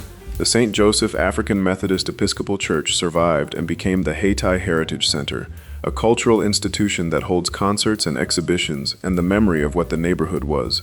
The Haiti Reborn Initiative, led by a professor at North Carolina Central University, has been working for years to attract investment to the corridor and to reconnect the two sides of the highway that divided it. What has not been reconnected is the food culture. The Jade Room is a number in an account of what was there. Before we move on, if you're enjoying this analysis, please consider subscribing. It helps the channel tremendously. That banquet room served 100 people in 1946 and was gone by 1970, and nothing replaced it. The next restaurant outlasted integration and highway construction and everything that followed, and then went quietly when the neighborhood that sustained it could no longer hold it. Section 11, Wash's Restaurant. At 6 in the morning, when the last show at Club Harlem ended and the crowd came out into the Kentucky Avenue air, Wash's was already open. That was the arrangement, the unofficial scheduling logic that made Clifton and Alma Washington's 20-seat restaurant at 35 North Kentucky Avenue indispensable to a street that never fully stopped. Club Harlem ran its final show of the night at 5 in the morning, which is to say the night was over when the rest of the city's business day was beginning, and the performers who had just finished and the audience who had been inside since 10 the previous evening, and the hotel workers finishing their overnight shifts, all came out into the summer air of Atlantic City together and needed somewhere to go that was not home and not back to the club. Wash's had the sausage sandwiches, it had the soul food, it had the coffee and the counter seats, and the particular quality of a place that understands its neighborhood completely, that has organized itself around what the neighborhood produces and what the neighborhood needs, and that shows up at the hour when nothing else does. Clifton and Alma Washington opened the restaurant in 1937, which was the year before Count Basie recorded his first hit for Decca, and 12 years before Atlantic City's casino industry would begin remaking the city into something neither of them could have anticipated. The 20 seats at the original Kentucky Avenue address were enough to serve the specific crowd that Wash's was positioned to catch. The performers and the nightclub workers and the late-night audience members who moved through the district in the hours when the music was still going. The sausage sandwich was the signature, because the sausage sandwich was the thing that could be made quickly, eaten standing up, and carried back to a hotel room or a dressing room without ceremony, and the people coming out of Club Harlem at 6 in the morning were not sitting down for a full meal. They were eating something fast and heading somewhere. Wash's gave them the something fast, which required understanding the rhythm of the street well enough to have it ready at the right hour, and the Washingtons understood the rhythm because they lived it alongside everyone else on Kentucky Avenue. Kentucky Avenue was not a commercial district that had been planned or designated. It was the district that segregation had produced by restricting Black Atlantic City residents to a specific section of the city's north side, and then watching that section build everything its residents needed inside its own blocks. The city's white hotels and white entertainment venues welcomed Black performers on their stages and refused to let them sleep in their rooms, which meant that when Billie Holiday played the Steel Pier or Ella Fitzgerald played Convention Hall, she drove north to Kentucky Avenue afterward to sleep in one of the hotels the district provided. The performers who could not stay where they performed had built their own parallel economy on the 20-block stretch around Club Harlem, and that economy included the best nightclub acts in the country performing twice, once for the white tourist audience in the official Atlantic City venue, and once for the Kentucky Avenue crowd that caught them late. When the performance was over and the professional obligation was finished, and what remained was the music played for the people who understood it best. Club Harlem seated 900 people on a full night. Leroy Williams and his son Cliff had purchased the former Fitzgerald's Auditorium at 32 North Kentucky in 1935, renamed it after the New York neighborhood that stood for black cultural achievement in that era, and built it into what the mayor of Atlantic City later described as the premier night spot for black entertainment in the country. Count Basie played it, Cab Calloway played it, Sam Cooke, Ray Charles, Louis Armstrong, Duke Ellington, Sarah Vaughan, Nancy Wilson, The Temptations, Moms Mabley all came through. Sammy Davis Jr. discovered Lola Falana in the chorus line when he performed there. Billy Daniels sang That Old Black Magic for the first time at Club Harlem. Frank Sinatra and Milton Berle, who had finished their shows at the white venues down the boardwalk, came to Club Harlem for the 5 in the morning show, because the 5 in the morning show was where the performers went after the obligation was finished, and you came if you wanted to hear what was actually going on. The street around Club Harlem had the full ecology that a district running around the clock required. Jerry's Ribs produced the aroma that came down Kentucky Avenue on summer nights, the barbecue smoke that reached you before you turned onto the block. Saps was there. Booker the Bone Cooker was there. The Wonder Gardens had been operating since 1929, and the Paradise Club and Grace's Little Belmont contributed their own music and their own crowds to a strip where, on a good summer weekend, the entertainment ran continuously from Saturday night through Monday morning without a gap. Washes sat in that ecosystem as the thing that bridged the end of one night and the beginning of the next day, the 20 seats filling at 6 in the morning with the population that the clubs had been producing since the previous evening. In the 1950s, Clifton moved the restaurant to a larger space at 1702 Arctic Avenue, renamed it Wash & Sons Seafood Restaurant, and expanded the menu towards seafood and ribs and fried chicken as well as the soul food that had been the original offering. The seating went from 20 to over 100. The Washington children grew up working in the restaurant, and when they were old enough, they brought their own children in, the kitchen and the counter becoming the place where the family understood itself and where multiple generations overlapped in the way that a family business produces overlap. The grandmother who remembered the original Kentucky Avenue location, the parents who had grown up in the expanded space, the children who had never known anything other than the restaurant as the center of the family's working life. The decline of Kentucky Avenue began in the late 1960s, when the phrase that the public record uses to describe what happened is strained race relations, which covers a great deal of specific violence and specific fear, without naming any of it directly. On Easter morning in 1972, 4 members of the Black Mafia entered Club Harlem, while an estimated 600 people were inside and shot a rival operative at his table in front of everyone present. The shooting changed the reputation of the district in ways that could not be walked back. The 5 in the morning crowd did not disappear immediately, but the sense of safety that had allowed a street to run around the clock for 3 decades had been broken, and once broken, it did not restore. The casinos arrived in 1978, when New Jersey legalized gambling in Atlantic City specifically to revive a city that had been in economic decline since the early 1960s. What the casinos produced was a different kind of entertainment economy, one organized around the casino showrooms rather than the independent clubs of Kentucky Avenue, and the acts that had played Club Harlem for a generation now played the casino stages for larger audiences at higher fees. The independent economy of Kentucky Avenue could not compete with what the casino industry offered to the performers, and it could not produce the foot traffic that the casinos generated for the neighborhood around the casinos. Club Harlem stayed open until the summer of 1986, closed, reopened briefly, and then closed for the final time that winter.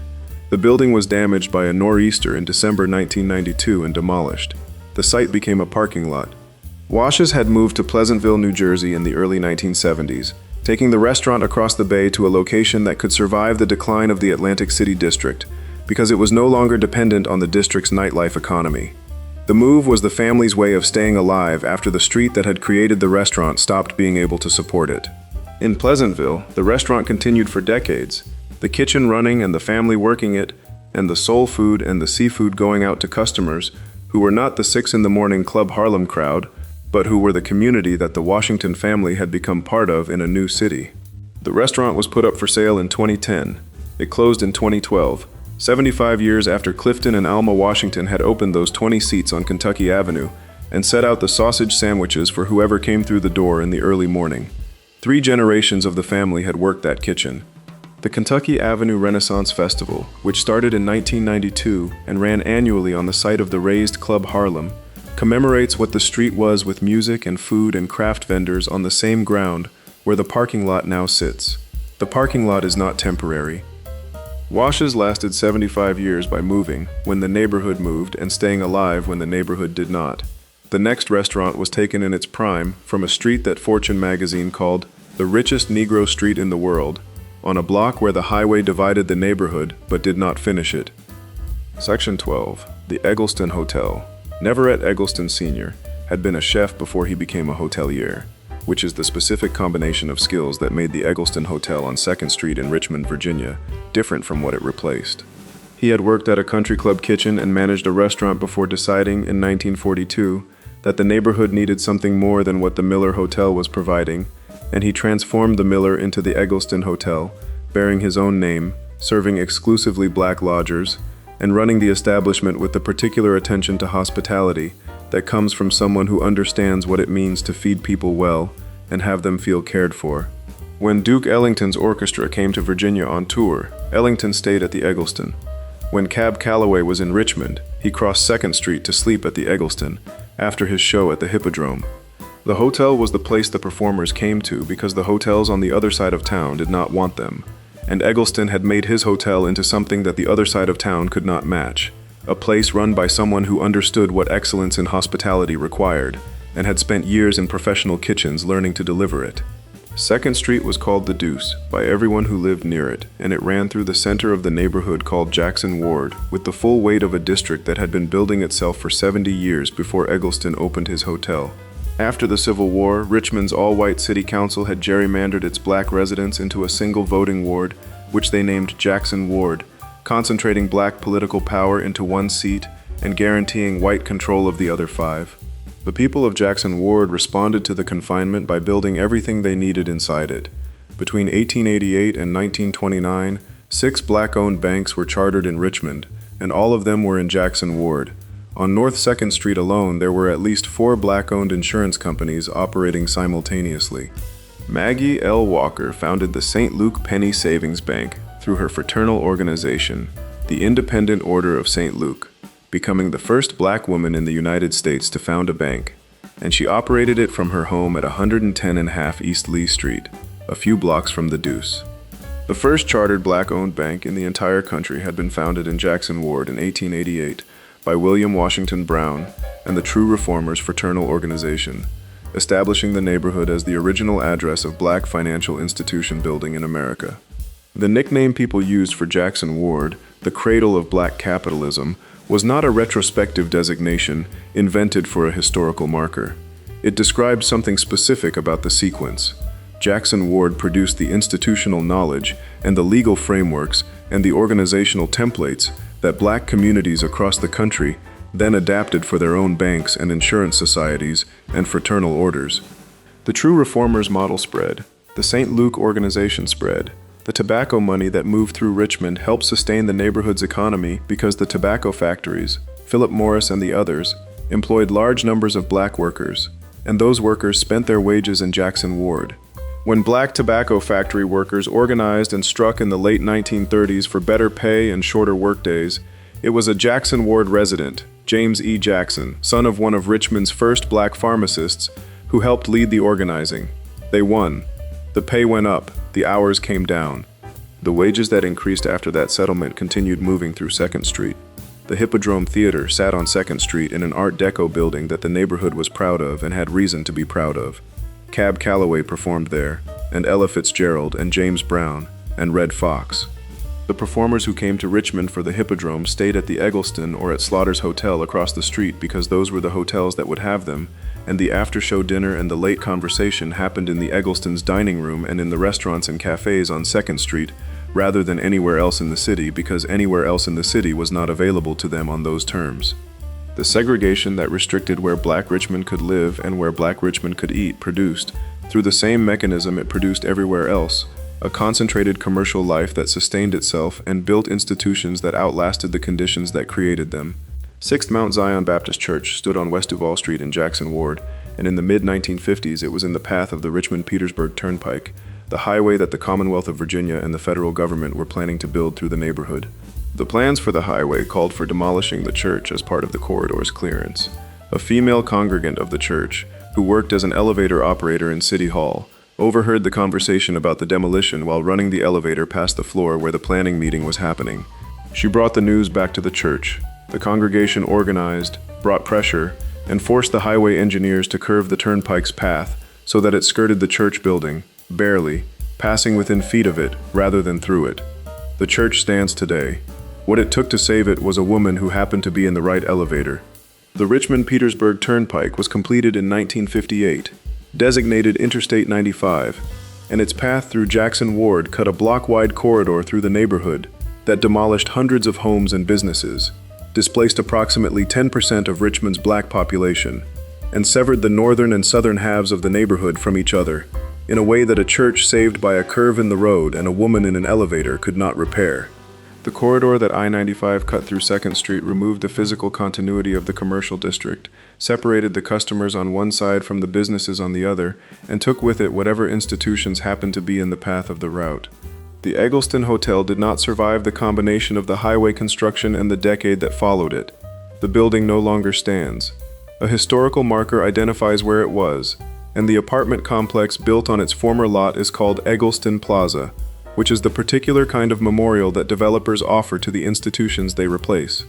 Never at Eggleston Senior's establishment, where Duke Ellington slept, and where the city's most accomplished black visitors received hospitality that matched anything the white hotels across town were providing to their guests, became a marker and a name on a building that has no particular relationship to what the name refers to.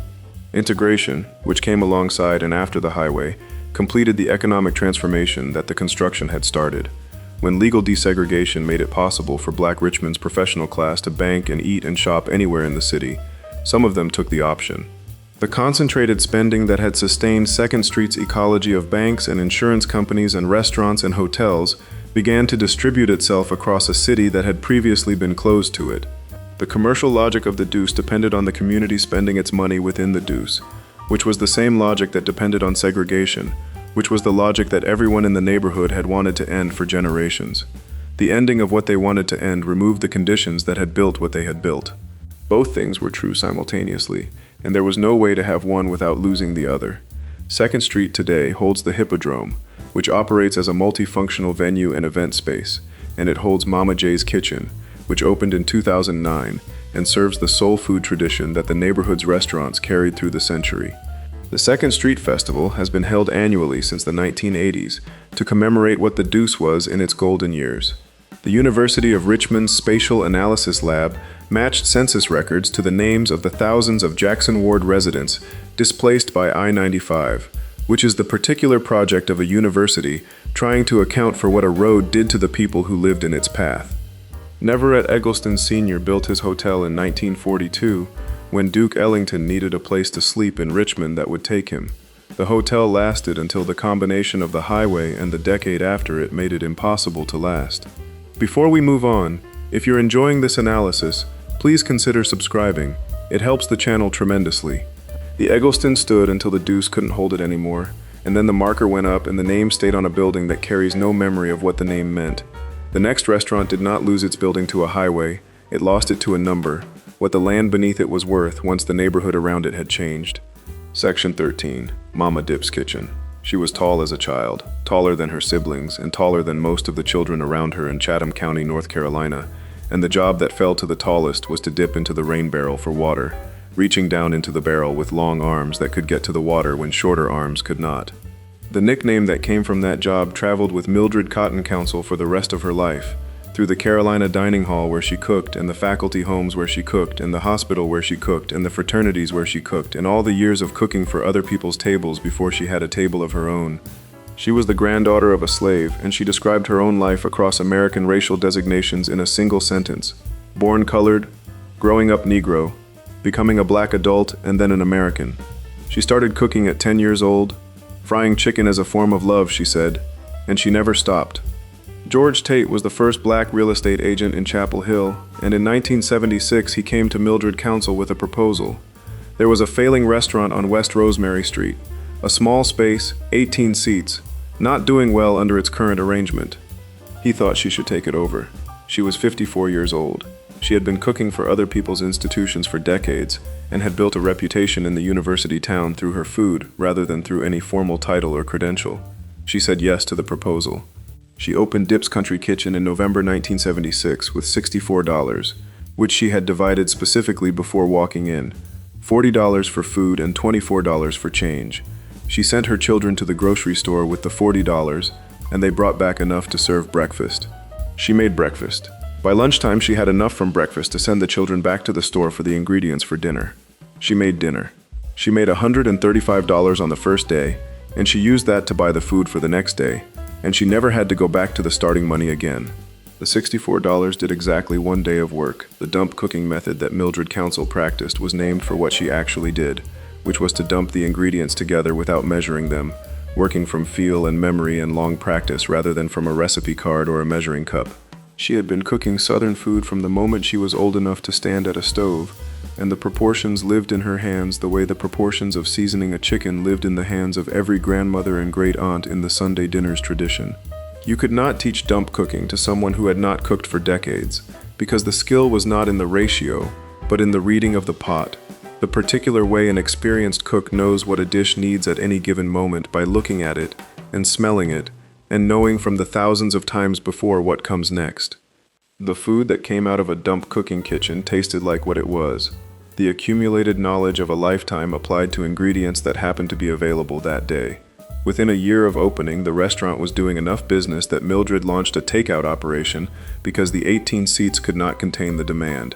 By 1985, she had rented the adjacent space and expanded the restaurant to 90 seats with a walk-in cooler and 2 ovens and 2 fryers and a dishwasher.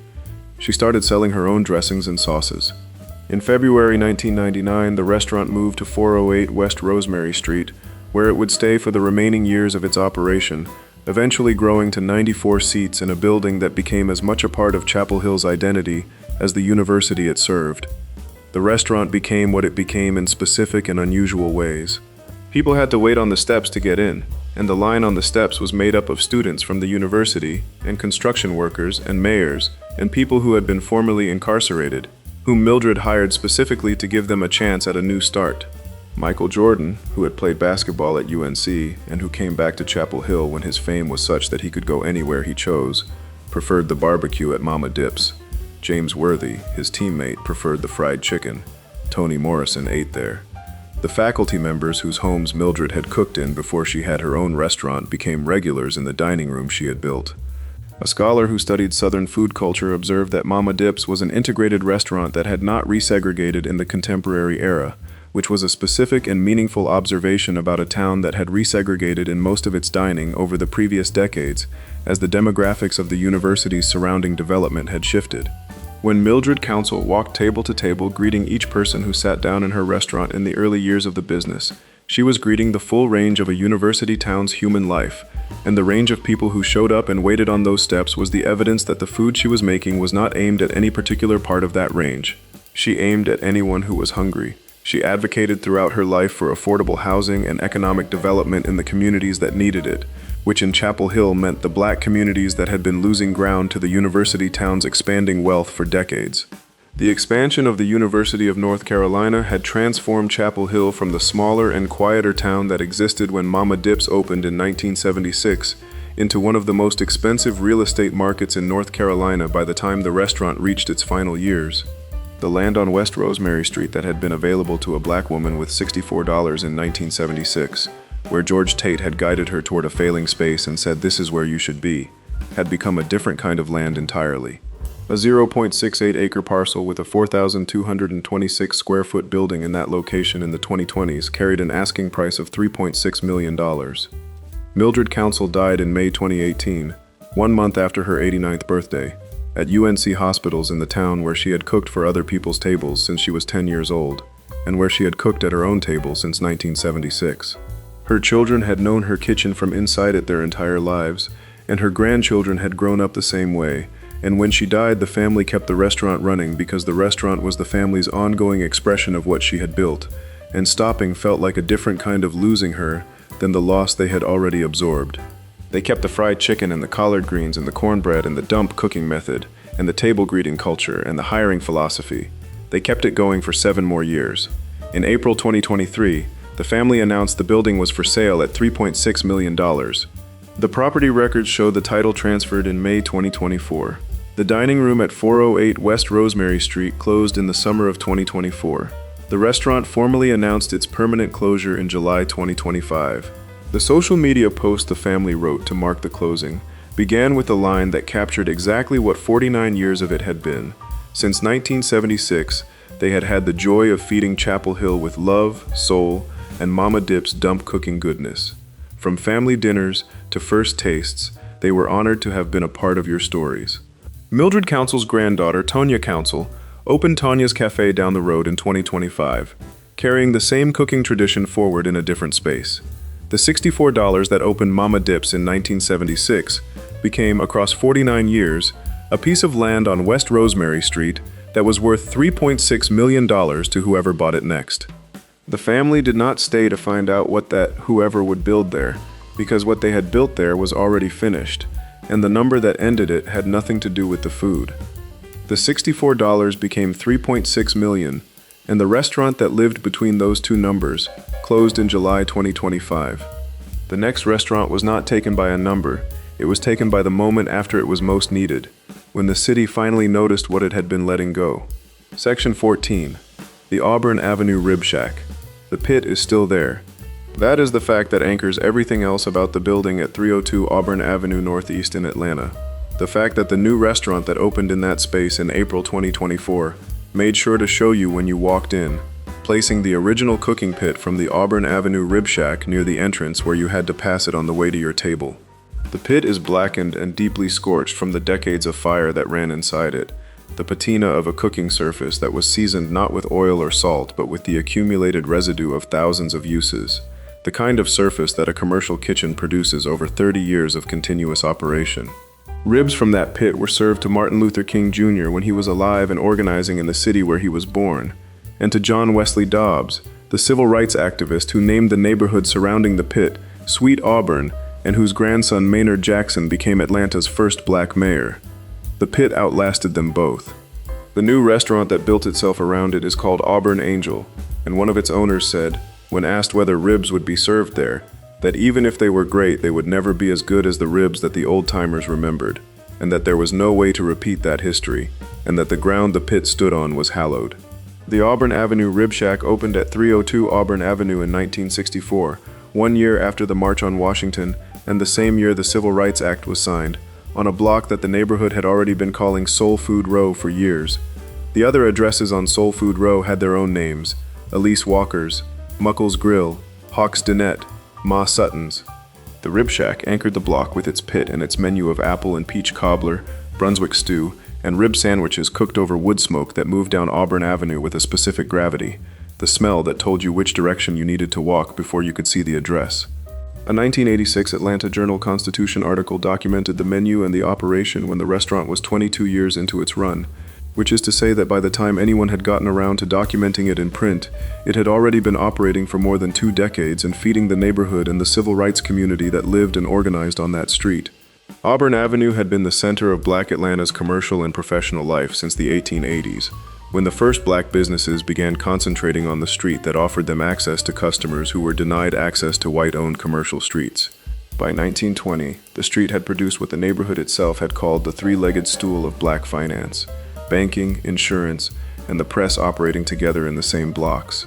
Atlanta Life Insurance Company, founded by the formerly enslaved Alonzo Herndon, who became Atlanta's first black millionaire, had its offices on Auburn Avenue.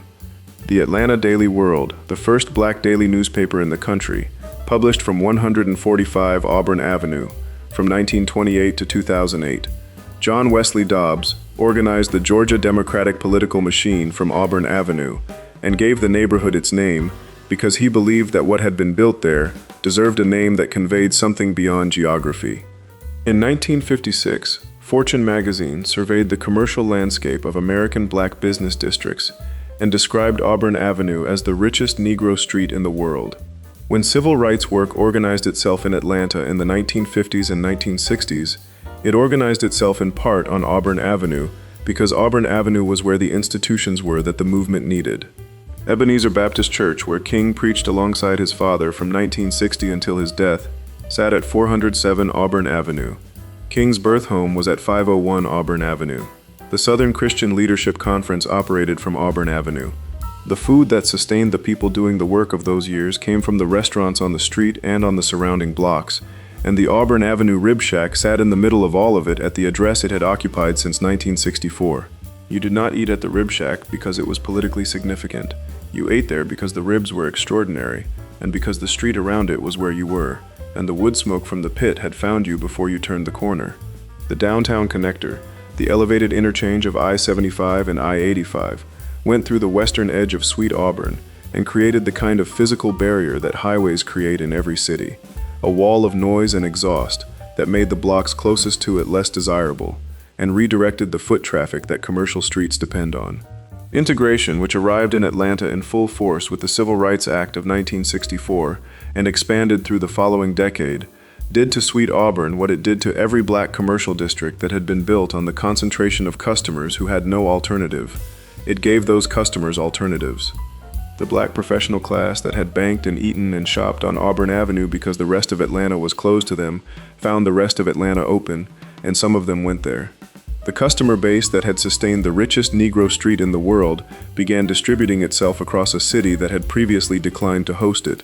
The city of Atlanta moved through the 1970s and 1980s, investing heavily in the infrastructure of King's legacy on Auburn Avenue, the King Center, the National Historic Site, the Visitor Center, the preservation of Ebenezer Baptist Church as a historical landmark. The investment was real and the result was real. By the late 20th century, more than 700,000 visitors came to Auburn Avenue every year to see King's birth home and his church and his grave. They came to a preserved site of historical significance, and they had almost nothing to eat or shop for when they got there, because the commercial district that had surrounded the historical significance had been allowed to empty out while the landmarks were being preserved. The Atlanta Daily World sign remained on the building at 145 Auburn Avenue as a marker of what had published there. The Royal Peacock Club marquee, where James Brown and Aretha Franklin had played for audiences that packed the room, remained on its building. The restaurants that had fed the people who built the street and the people who organized on it were gone, one by one, over the 2 decades following the movement's peak years.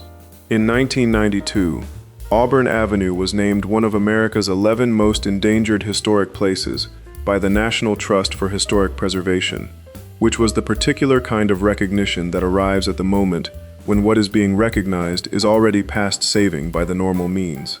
The Auburn Avenue Rib Shack closed around 1994, 30 years after it had opened, the 30-year run ending the way small restaurants end when the neighborhood that supported them has changed enough that the economics no longer hold. Don Rooney, the director of exhibitions at the Atlanta History Center, arranged for the restaurant sign to be saved and stored after the closure, which was the act of a man who understood before the larger culture did that the sign was a historical artifact and that the thing it advertised was not coming back.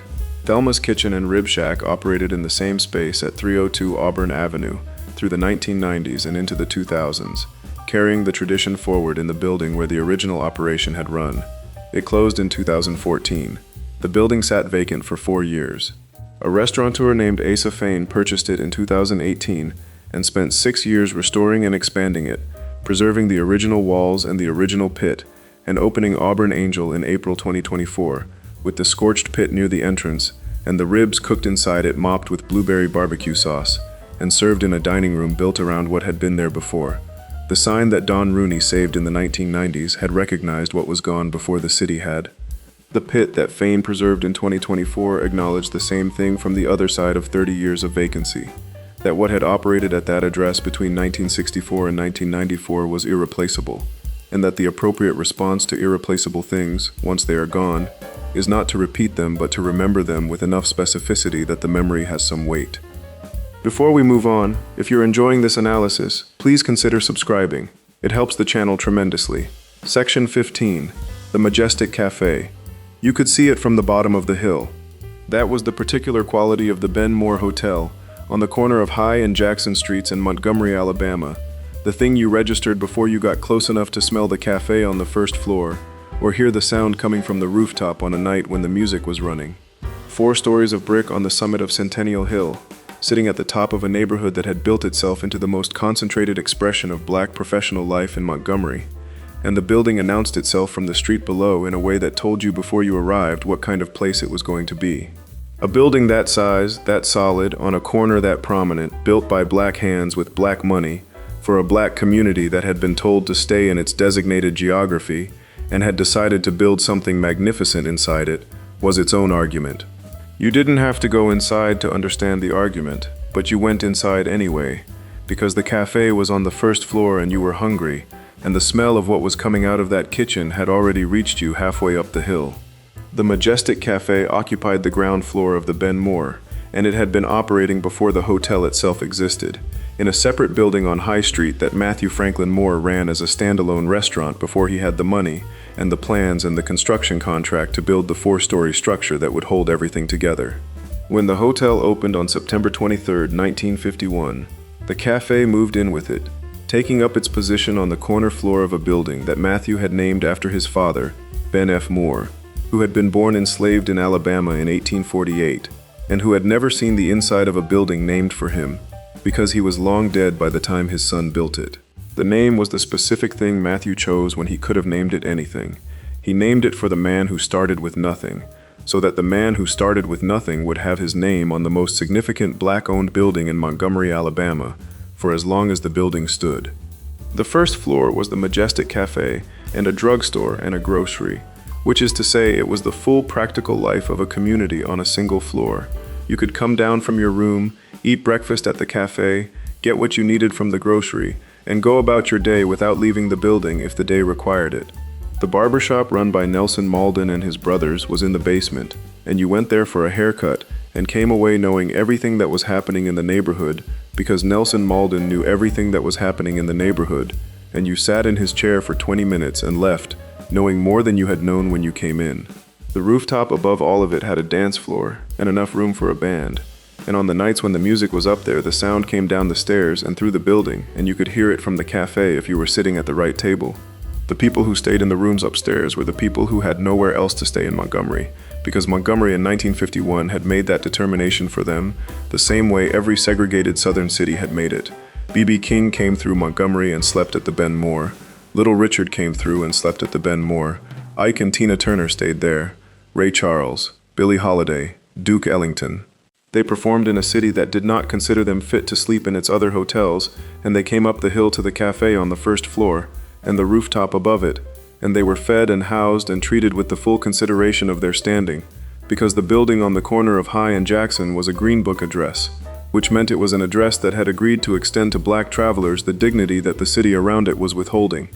Martin Luther King moved into the parsonage at Dexter Avenue Baptist Church in 1954, which put him close enough to the Ben Moore that the barbershop in the basement became one of his regular stops. Nelson Malden cut his hair.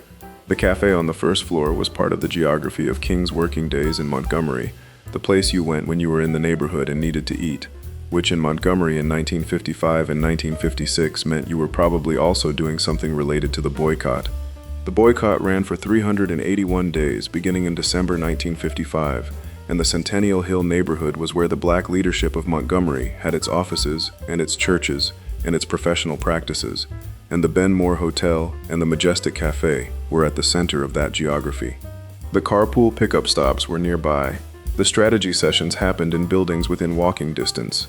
The cafe fed the people running the longest sustained economic boycott in American civil rights history, on an ordinary first floor with an ordinary kitchen, the way cafes feed people, without announcement. The Civil Rights Act came in 1964, and the legal geography of Montgomery began slowly changing, and the conditions that had made the Ben Moore Hotel the only option in the city for a black traveler began dissolving.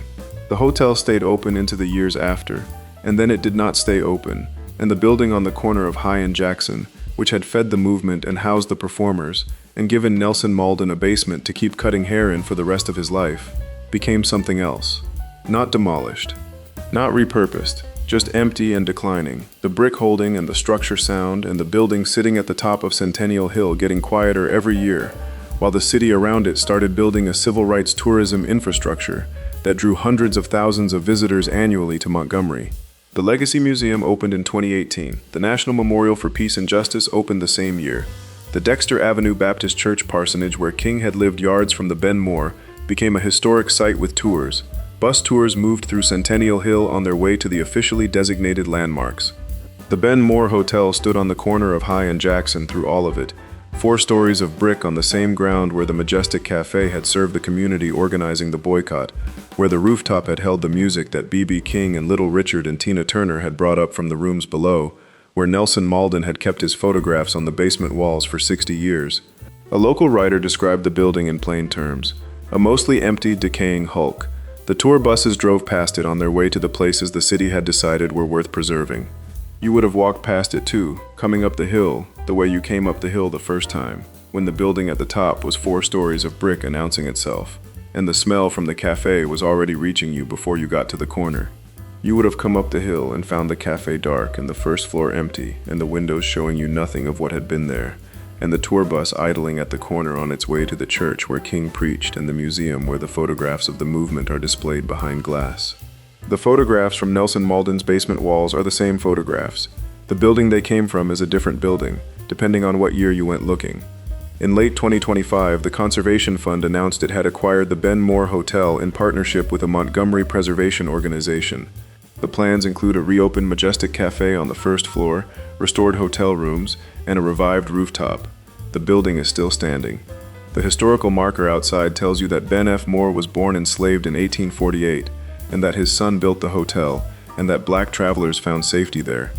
It does not tell you what the cafe smelled like when you were halfway up the hill and hungry, or what it meant to sit at a table in a building named for a man who had started with nothing, in a city that had told you where you were allowed to eat. You already know what it meant. That is why you came up the hill in the first place. If you enjoyed this video, make sure to subscribe. Thanks for watching, and I'll see you in the next one.